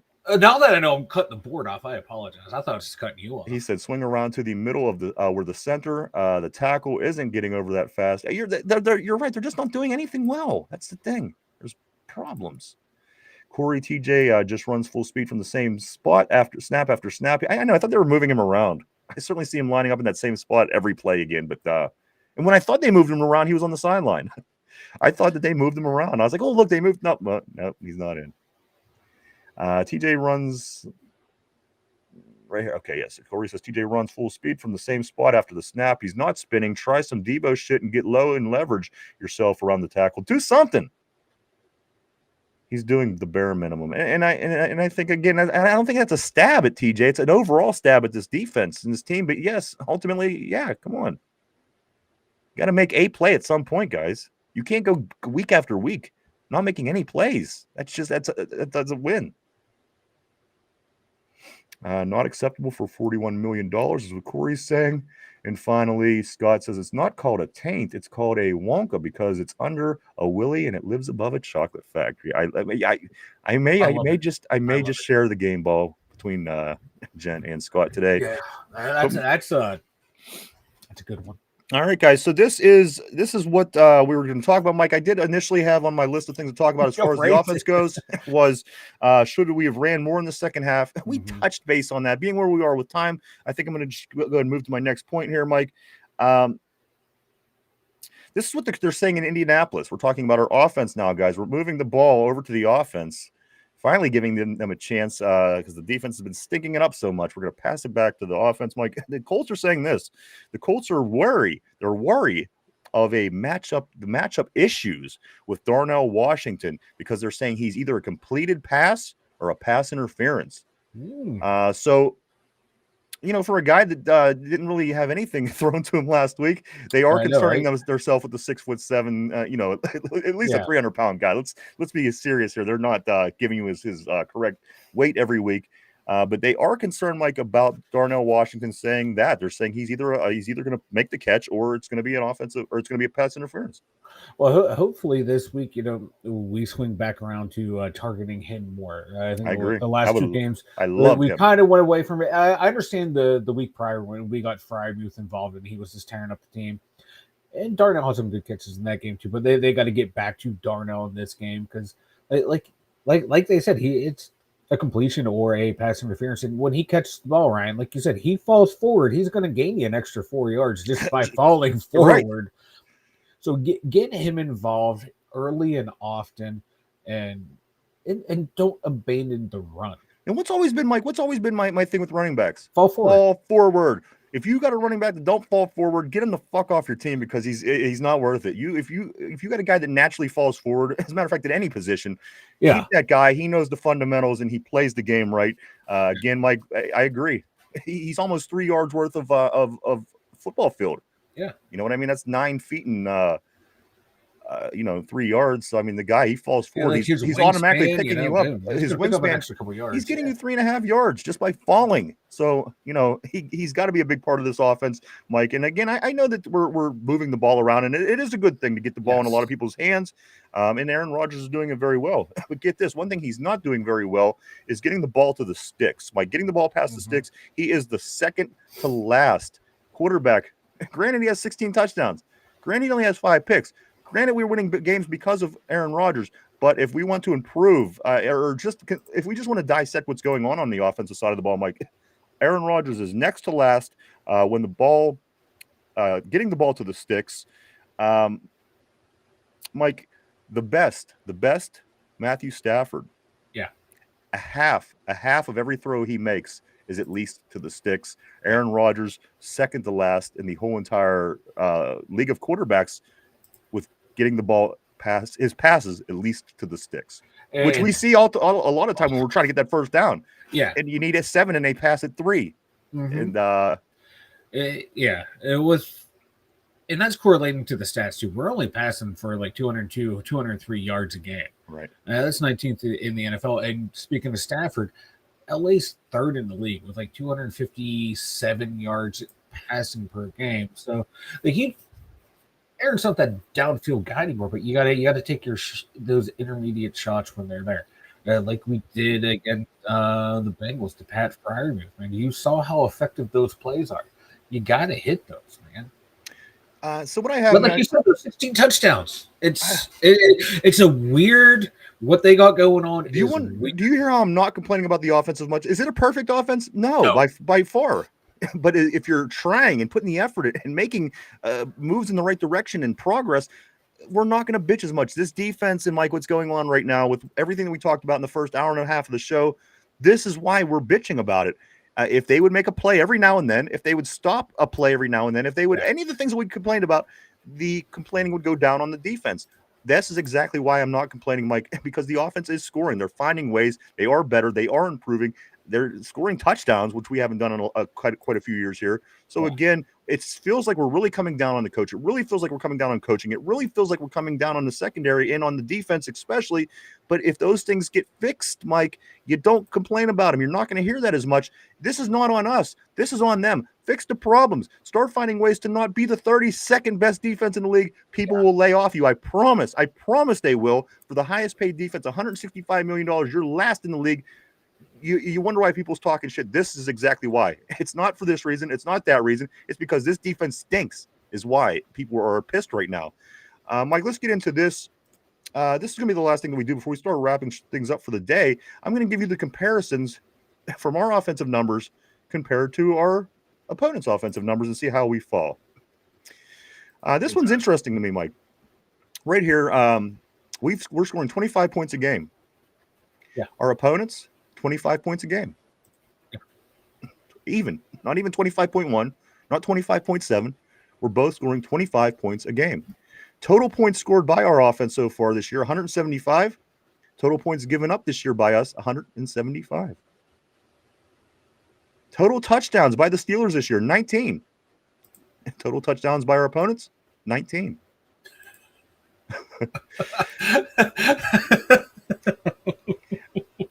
First downs by the Steelers, 122. First down by our opponents, 162. Running first downs by the Steelers, 44. Running first downs by our opponents, 56. Sorry. Passing first downs by the Steelers, 64. Passing first downs by the opponents, 92. First down by penalty, 14. First down by penalty for opponents, 14. Let me come down here. We've given 4 interceptions, and we've taken 4 interceptions. Like, so as we are sitting at 4-3, this is one of the most moderate as far as the numbers go. I'm reading down. I mean, this is as close to a 500 team number wise that I've seen in a long time. So Exactly. is to say that 8-9, 9-8 is out of the question at this point? Absolutely not. It's likely. You couldn't be any more right down the middle. Rushing attempts on our end, Mike, 162. The opponents have 183. Rushing yards on our end, 660 on the season, 789 by our opponents. Rushing touchdowns by us, 3, which we have 16 passing, 3 rushing for a total of 19 touchdowns. And our opponents, Mike, they rushed for 5 touchdowns. Total offensive plays. This is where you're going to see where our defense, again, can't get off the field, guys. Offensive plays. The Steelers, 384 offensive plays this year. Mike, our opponents, 479. Almost 100 more offensive plays. That's telling me your defense cannot get off the field, and this is part of the problem. Go ahead. I would say, did you talk about like touchdowns per game? On average, again, it lines up with what you're saying. Offense, we are scoring 2.7 touchdowns per game. Defense giving up 2.6 touchdowns per game. This, like you said, how 500, how average of a team can we have? But then, every stat you look at, like a comparable stat to offense and defense, is almost in line. yards per game, the Steelers, Mike, 308.7 yards per game is what the Steelers are scoring, or what they're gaining. Our opponents 406.1, a whole 100 more yards than us per game. Penalties. We've been penalized 42 times for 318 yards. Our opponents have been penalized 39 times for 346 yards. Again, pretty even. Just three penalties separate both sides. Time of possession. Again, another one we know that we lost, but let's take a number. Look at the numbers. Time of possession for the Steelers, 27 minutes and 31 seconds per game is the average. 32-28 is the average for our opponents, which historically, we always win time of possession battles. Yeah. In my life, there's not many times that you could look and say, wow, we lost. And again, Mike, I don't know how many times we won this year, if any, but it's not good. Finally, a couple more numbers here. Miscellaneous fumbles and fumbles lost. We fumbled the ball 6 times, lost 1. Our opponents fumbled the ball 9 times and lost 5. And finally, the turnover ratio, 4 for us and a -4 for the other team. So that's a little bit of an insight, Mike. I wanted to get more into the offense today, but it got overtaken by the bigger stories, I think, throughout the week. Maybe we'll get a little bit more into offense tomorrow. Of course, we do have picks. Derpy will be along, but maybe we'll carry the offense conversation over into tomorrow to get a little bit more into it. But that's pretty much in a nutshell what it was I was going to talk about. Let's grab a couple more of these messages before we do move on, Mike, because we do got to get to the question of the day and things like this. I'm going to go right here. To Tortilla. He says, when you got red taint the house red. You know what? This is going to be a big game ball today. It's going to be for anybody who used the word taint in their messages. Corey says, JJ Watt and Ian Eagle are calling the game Sunday. It's a dub. Just looked it up. All right, we'll take it. We'll have to ask Alexa or Google halfway through the game, like how it's going to go, because last week she did say multiple times that the Packers did beat the Steelers on October 25th, 2025. So we will check with Google. Let's see what she says this week as well. Corey says JJ Watt called week 1 game win. He called the week 3 game win. So we're 2-0 when JJ Watt calls the game. That's where I'm putting my money Sunday. Somber says 2 weeks ago, people were whispering Super Bowl contender. Now people were screaming to tank. The life of a Steeler fan. Hey, you're right, bro. Exactly. You're not wrong. You are not wrong. Not even close to being wrong. Tortilla says these are the kind of games Mike Tomlin has made a career out of. Should be a watchable game. And like I said, I think we win. I think we win. I think it's too early for us to entirely shit the bed. I think the Steelers are good. And the thing, as I mentioned yesterday, Mike, I don't think that the Colts, the competition doesn't really say a whole lot about how good they are. Yes, they are good. Yes, they have a nice team. Yes, I look at the roster. Yes, I look at the highlights. Yes, I look at numbers. They have a nice team. But again, this team doesn't scare me. I think Green Bay is a better team than Indianapolis is overall. Into Joe says it's Rodgers' job to get the ball to the players, not pass the sticks every down. It's the running back and wide receiver's job to get to the stick. I know, but again, the numbers are so far one direction. He's literally the second to last guy in the league. You know, I mean that tells you to a degree that it's not good, and I agree with what you're saying.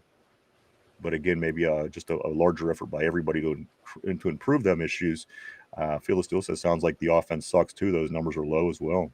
And they're not great numbers. You're right. They're mediocre. They're with what other teams are doing, Mike, but still not good numbers by any means. Tied for 11th in scoring offense with the LA Rams. High-powered offense. Yeah, I mean, compare them to us any day. I would. Come on, whose offense are you taking? Both. Now, Mike will take the Steelers because he just wants to be difficult. But I'm taking the Steelers because they're both averaging the same amount of points a game. Because any logical person would obviously take the quarterback who's doing way better as far as everything. Than the 41-year-old guy. But you know what? Matt Stafford ain't young anymore either. So Christopher, I'm sorry, Phil the Steel, he says this, a well-coached offense should have higher numbers than what they are, because again, the numbers I just read weren't high. Mike's saying that they're 11 or whatever they were, but it's not high numbers. They're not great numbers. They're very equal with what everybody that we're playing has. And Christopher says this: if we let the trade deadline go by without trading for a real nose tackle like Dexter Lawrence, Jacoby Myers, and Chris Olave, we are wasting Aaron Rodgers' time with us. Might as well just let him retire, right? Is it going to be the same thing next year? Bill Steele says too many 3-and-outs by the Steelers offense versus the Cheeseheads. Absolutely. And that's the thing, too. I don't think people remember that Green Bay has a good defense. This is a good football team. Mm-hmm. You came off of a game against the Bengals. You have a terrible defense. Green Bay was tough. Their defense is good. Portilla says the offense doesn't suck just because it isn't the best. They have done enough to win. Defense has been useless. I agree. But I'm just saying the offense isn't doing great. Listen, if you're not satisfied with what you're getting from the offense, I don't know what to tell you because, again, this is way better than anything that we've seen in the past 5 years. So in that sense, I'm very excited about the offense. But as you start to compare and look around the league and, again, see other teams, what they're doing, Scott says Steelers defense needs to play simple and stop just reacting. I agree. I really think the Colts are planning to use Taylor as a decoy to put the ball in the air more. I can certainly see that playing out. Corey follows it up by saying Jonathan Taylor is going to have to get injured for us to win. He's averaging like 2 touchdowns a game. An ankle injury is the only way he's being stopped right now. Maybe we got to have enforcers like they have in hockey, Mike. Oh, there you could have that. Field of Steel haven't had an offense for years. To Tortilla, Scott says we've been saying stop the run. Let's focus on stopping the pass for a change. Yeah, let's make them beat us on the ground, I guess, this time. I don't know. Like I said, you got to try anything at this point. And then also, Yenzer Joe says taint is the standard. I love it. This game ball is going out all around everybody. Mike, why don't you go and tell everybody about the website and we'll get into this trivia of the day. The2WNinjas.com. Check it out, everyone. The2WNinjas.com. We got the dumb thoughts. We got the merch. We got all of our links. The2WNinjas.com. Go check it out, everybody. A lot of cool things over there. www.the2WNinjas.com. That's www.the2WNinjas.com. Go check it out. All right, guys. Mike, put on your thinking cap, everybody. Here we go. Question of the day. This is how well do you know your enemy? How well do you know your opponent? This is a Indianapolis Colts question. Here we go. Mike, how many times have the Colts and Steelers met since 2015? How many times have the Colts and Steelers met since 2015? Take a minute to think that over. We're live 5 days a week right here, Monday through Friday, 11:30 a.m. to 1:30 p.m. every day right here on the Tube. The Tube. Question of the day. How many times have the Steelers and Colts met? It seems like they meet quite often, if I'm remembering right. It seems like all the time we play these guys. Question of the day. How many times have the Colts met the Steelers since 2015? I'll give you extra points if you could tell me how many of those games the Steelers won. Well, I know the last 2 we lost. There's 2 losses there with 2 appearances. I'm just throwing out some info here. Richard's saying 5. His guess is 5. Christopher is saying they played each other 4 times in the past 10 years. Bill is still saying 4 times as well. They lost the last 2 of those, what you're saying. So what else are you thinking on this? No, I'm trusting the board. I'm going to go with 4, and we're 2-2. All right. Guys, the question of the day. I see a red door, and I wanted tainted black. I like it. Rolling Stones. Phil is still saying 4. Steelers 1-2. Guys, get ready to hold your seat for this. Question of the day. How many times have the Steelers and Colts met since 2015? 8. They've played each other 8 times in the last 10 years. Put them in the fucking division. The Steelers, 6-2. They've lost the last 2. No shit. But go pull it up right now. 20. I trust you. The only 2 years that they didn't play the Colts, Mike, 2018 and 2021. They played the Colts 8 times since 2015, including 2015. Just interesting. I knew it was often. It felt like it was often. But again, 80% of the past 10 years, Mike, we've played them and beat them 60%. So, or 6 out of 2. Shit, we beat them. What is that? 75% of the time. So there you go, guys. That is the answer for the day. Unbelievable. I didn't realize it would have been that many. Me Mike, either. also, this is also something that. Oh yeah, we already got that one. It's in the details. I kind of had this as a side thing. We were talking about Tomlin saying that the dramatic changes aren't needed on defense. He says it's in the details. It's all in the details. Mike, All the details. It's the details are everything is terrible. That's the thing. If anything was good, I would admit it, but it's not right now. Mike, also the Penguins, they dropped that game that you were talking about last night to the Philadelphia Flyers, the hated Flyers, cross-state rivals. Penguins lose 3-2. They fall to 7-2-2 overall, which is still looking pretty good, Mike. A lot of scoring by their captain and their assistant captain, as always, Mike. But the Penguins will be back at it tomorrow night as they travel to Minnesota to take on the Wild at 8 o'clock tomorrow night. Let's go, Pens. Grab a few more here, Mike, and we are going to get ready to wrap it up for the day. Corey, I think this year will be 6, once in 2015, 17, 19, 23, 24, and this year we're 3-2, about to be 4-2. The only 2 years they didn't play one another was 2018, 2021. Really close. Phil Steele says Mike should taint his bald head with Teflon Don's face. Put me on the list, vanilla. On the list, you're only on the list because I trusted you with the trivia question. All that other shit, that's just fun banter back and forth. But the trivia question, that's why you're on the list. I trusted you. I fucked up. I should have known better. Phil Steele he was born on that list. Someday, like Steele bounces back between the lists. Yeah, he does. Let's see. Once TJ Watt starts playing well, I start hyping up Watt. Yeah, Steele and I will be on the same list together. Corey says, "Oh shit, we played him in 2020." You didn't miss too much, dude. Jamal was a lot of the same today, just venting on a lot of shit. Also, Jamal says we just got to play better. There's not much to change. He follows it up by saying the Colts been on our ass the past few times we played. They beat us the last 2 times. However, we beat them 6 times in the last 8 years prior to that. So we had their number. You felt them improving every year, though, Mike, as we did lose those 2 games. You said this team is just a quarterback away. We said that many times on this show. Mm-hmm. Hey, really good team, really good players up there, man. Absolutely, man. Now they do. They got a nice squad. Sommer says, okay, Tomlin, LOL. Scott says the details must be in fine print that none of the Steelers can read. Cheers, Lightning, Watt fan. My man. Always, man. It's always good, Phil. Believe me, I'm not giving it to TJ unfairly. Tortilla says Penn Taint, Mike. Penn Taint University. Look at that. Penn Taint. Who said that? Tortilla. Yeah, you're on the list. I haven't found any good offers yet in the fan portal, so I think I might have to go back to Penn State. So you're now on the list. Penn Taint. That's great. I fucking love that. Penn Taint. We can make jerseys. And also the Urban Meyer's name has been getting thrown around for possibly being the replacement there for James Franklin. So let's go. He's been terrible everywhere he's gone ever since he had a decent run at Florida. He did all right at Ohio State. They may have won a championship there. I don't fucking know under him, but I know at the Jacksonville Jaguars, he totally shit the bed there. Sure did. So let's come to Penn State and shit the bed there so I can enter the portal again. Jamal's saying, hey, Phil Steele, just so you remember, Mike T for life. And then Tortilla says, if I don't make the list, I didn't do my job. There you go. Exactly. See, these guys are putting effort into see. Steelers can learn something from this terrible board. I'm telling you, if they put his Clam, come watch the terrible board. They know what effort is. You don't. Well, yeah, you do kind of. Corey says, "Taint no other team I'd rather cheer for." I know that. Same here, dude. And that's why we take, that's why we take it seriously. That's why we get emotional. We love this team. We all do. That's why we're here, right? Fuck this team.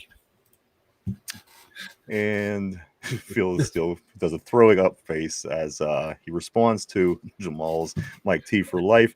A couple things as we do get ready to wrap things up. Mike, don't forget, guys, get on if you haven't yet. Hit the link on our YouTube page. It's one thing I'm realizing, if I click out of here, I go to our page, and I've been saying that. But if you go to our actual YouTube page, right at the very top, in blue letters is the link for the CBS Pick'ems. All you got to do is just swing by the page, just click View Channel, go in there, hit the link. It takes 30 seconds. It costs absolutely nothing. Get in, get these picks placed. Like I seen you and there was 3 people total that got their picks in so far. Yeah. But don't forget, tomorrow, Thursday Night Football kicks the week off. You don't want to miss a game. I mean, if you lose by 1 game, you don't want to miss that first game. So get in, make sure you get your picks in on the CBS Pick'ems. Everything is tightening up. I got to be honest with you. It's very close. People that are in 3rd place are only just 2 points away from people that are in last. So get in, make sure you get your picks in. Don't forget, Also, I do want to say this. I do want to say, if you haven't had a chance, swing by, check out any of our social media sites. And there is the host that Mike put up the link right there, guys. So just click on that. It takes 30 seconds. Play some picks. It's a lot of fun. If you haven't had a chance, swing by any of our social media sites. We are on Facebook. We are on X, formerly known as Twitter, Instagram, Threads, and even TikTok. Swing over, hit the follow button. And, the thing that reason why I don't follow a lot of things, Mike, is because of the reminder. You could always go in and turn the reminder off. So if something's getting, if it's bugging you, if it pops up on a bad day, just turn off the reminder, turn off the notification, and you won't have any problems. It's what I do. But swing by, follow on any of our social media sites. Keep up with what the Two Dumb Users are up to on a day-to-day basis. Also, if you haven't had a chance, right below, hit the like button, hit subscribe, even share, or even comment. It helps us out. We appreciate it all. Thank you so much.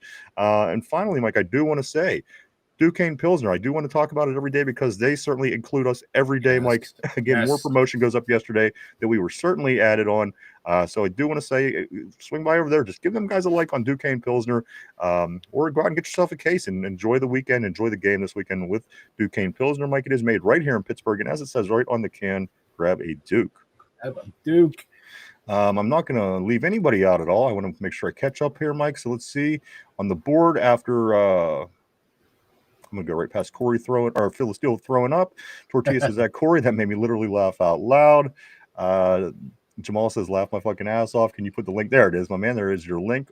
And he does thank you for that, Mike. Scott says the Steelers are the only team that can give you a hangover before you get drunk.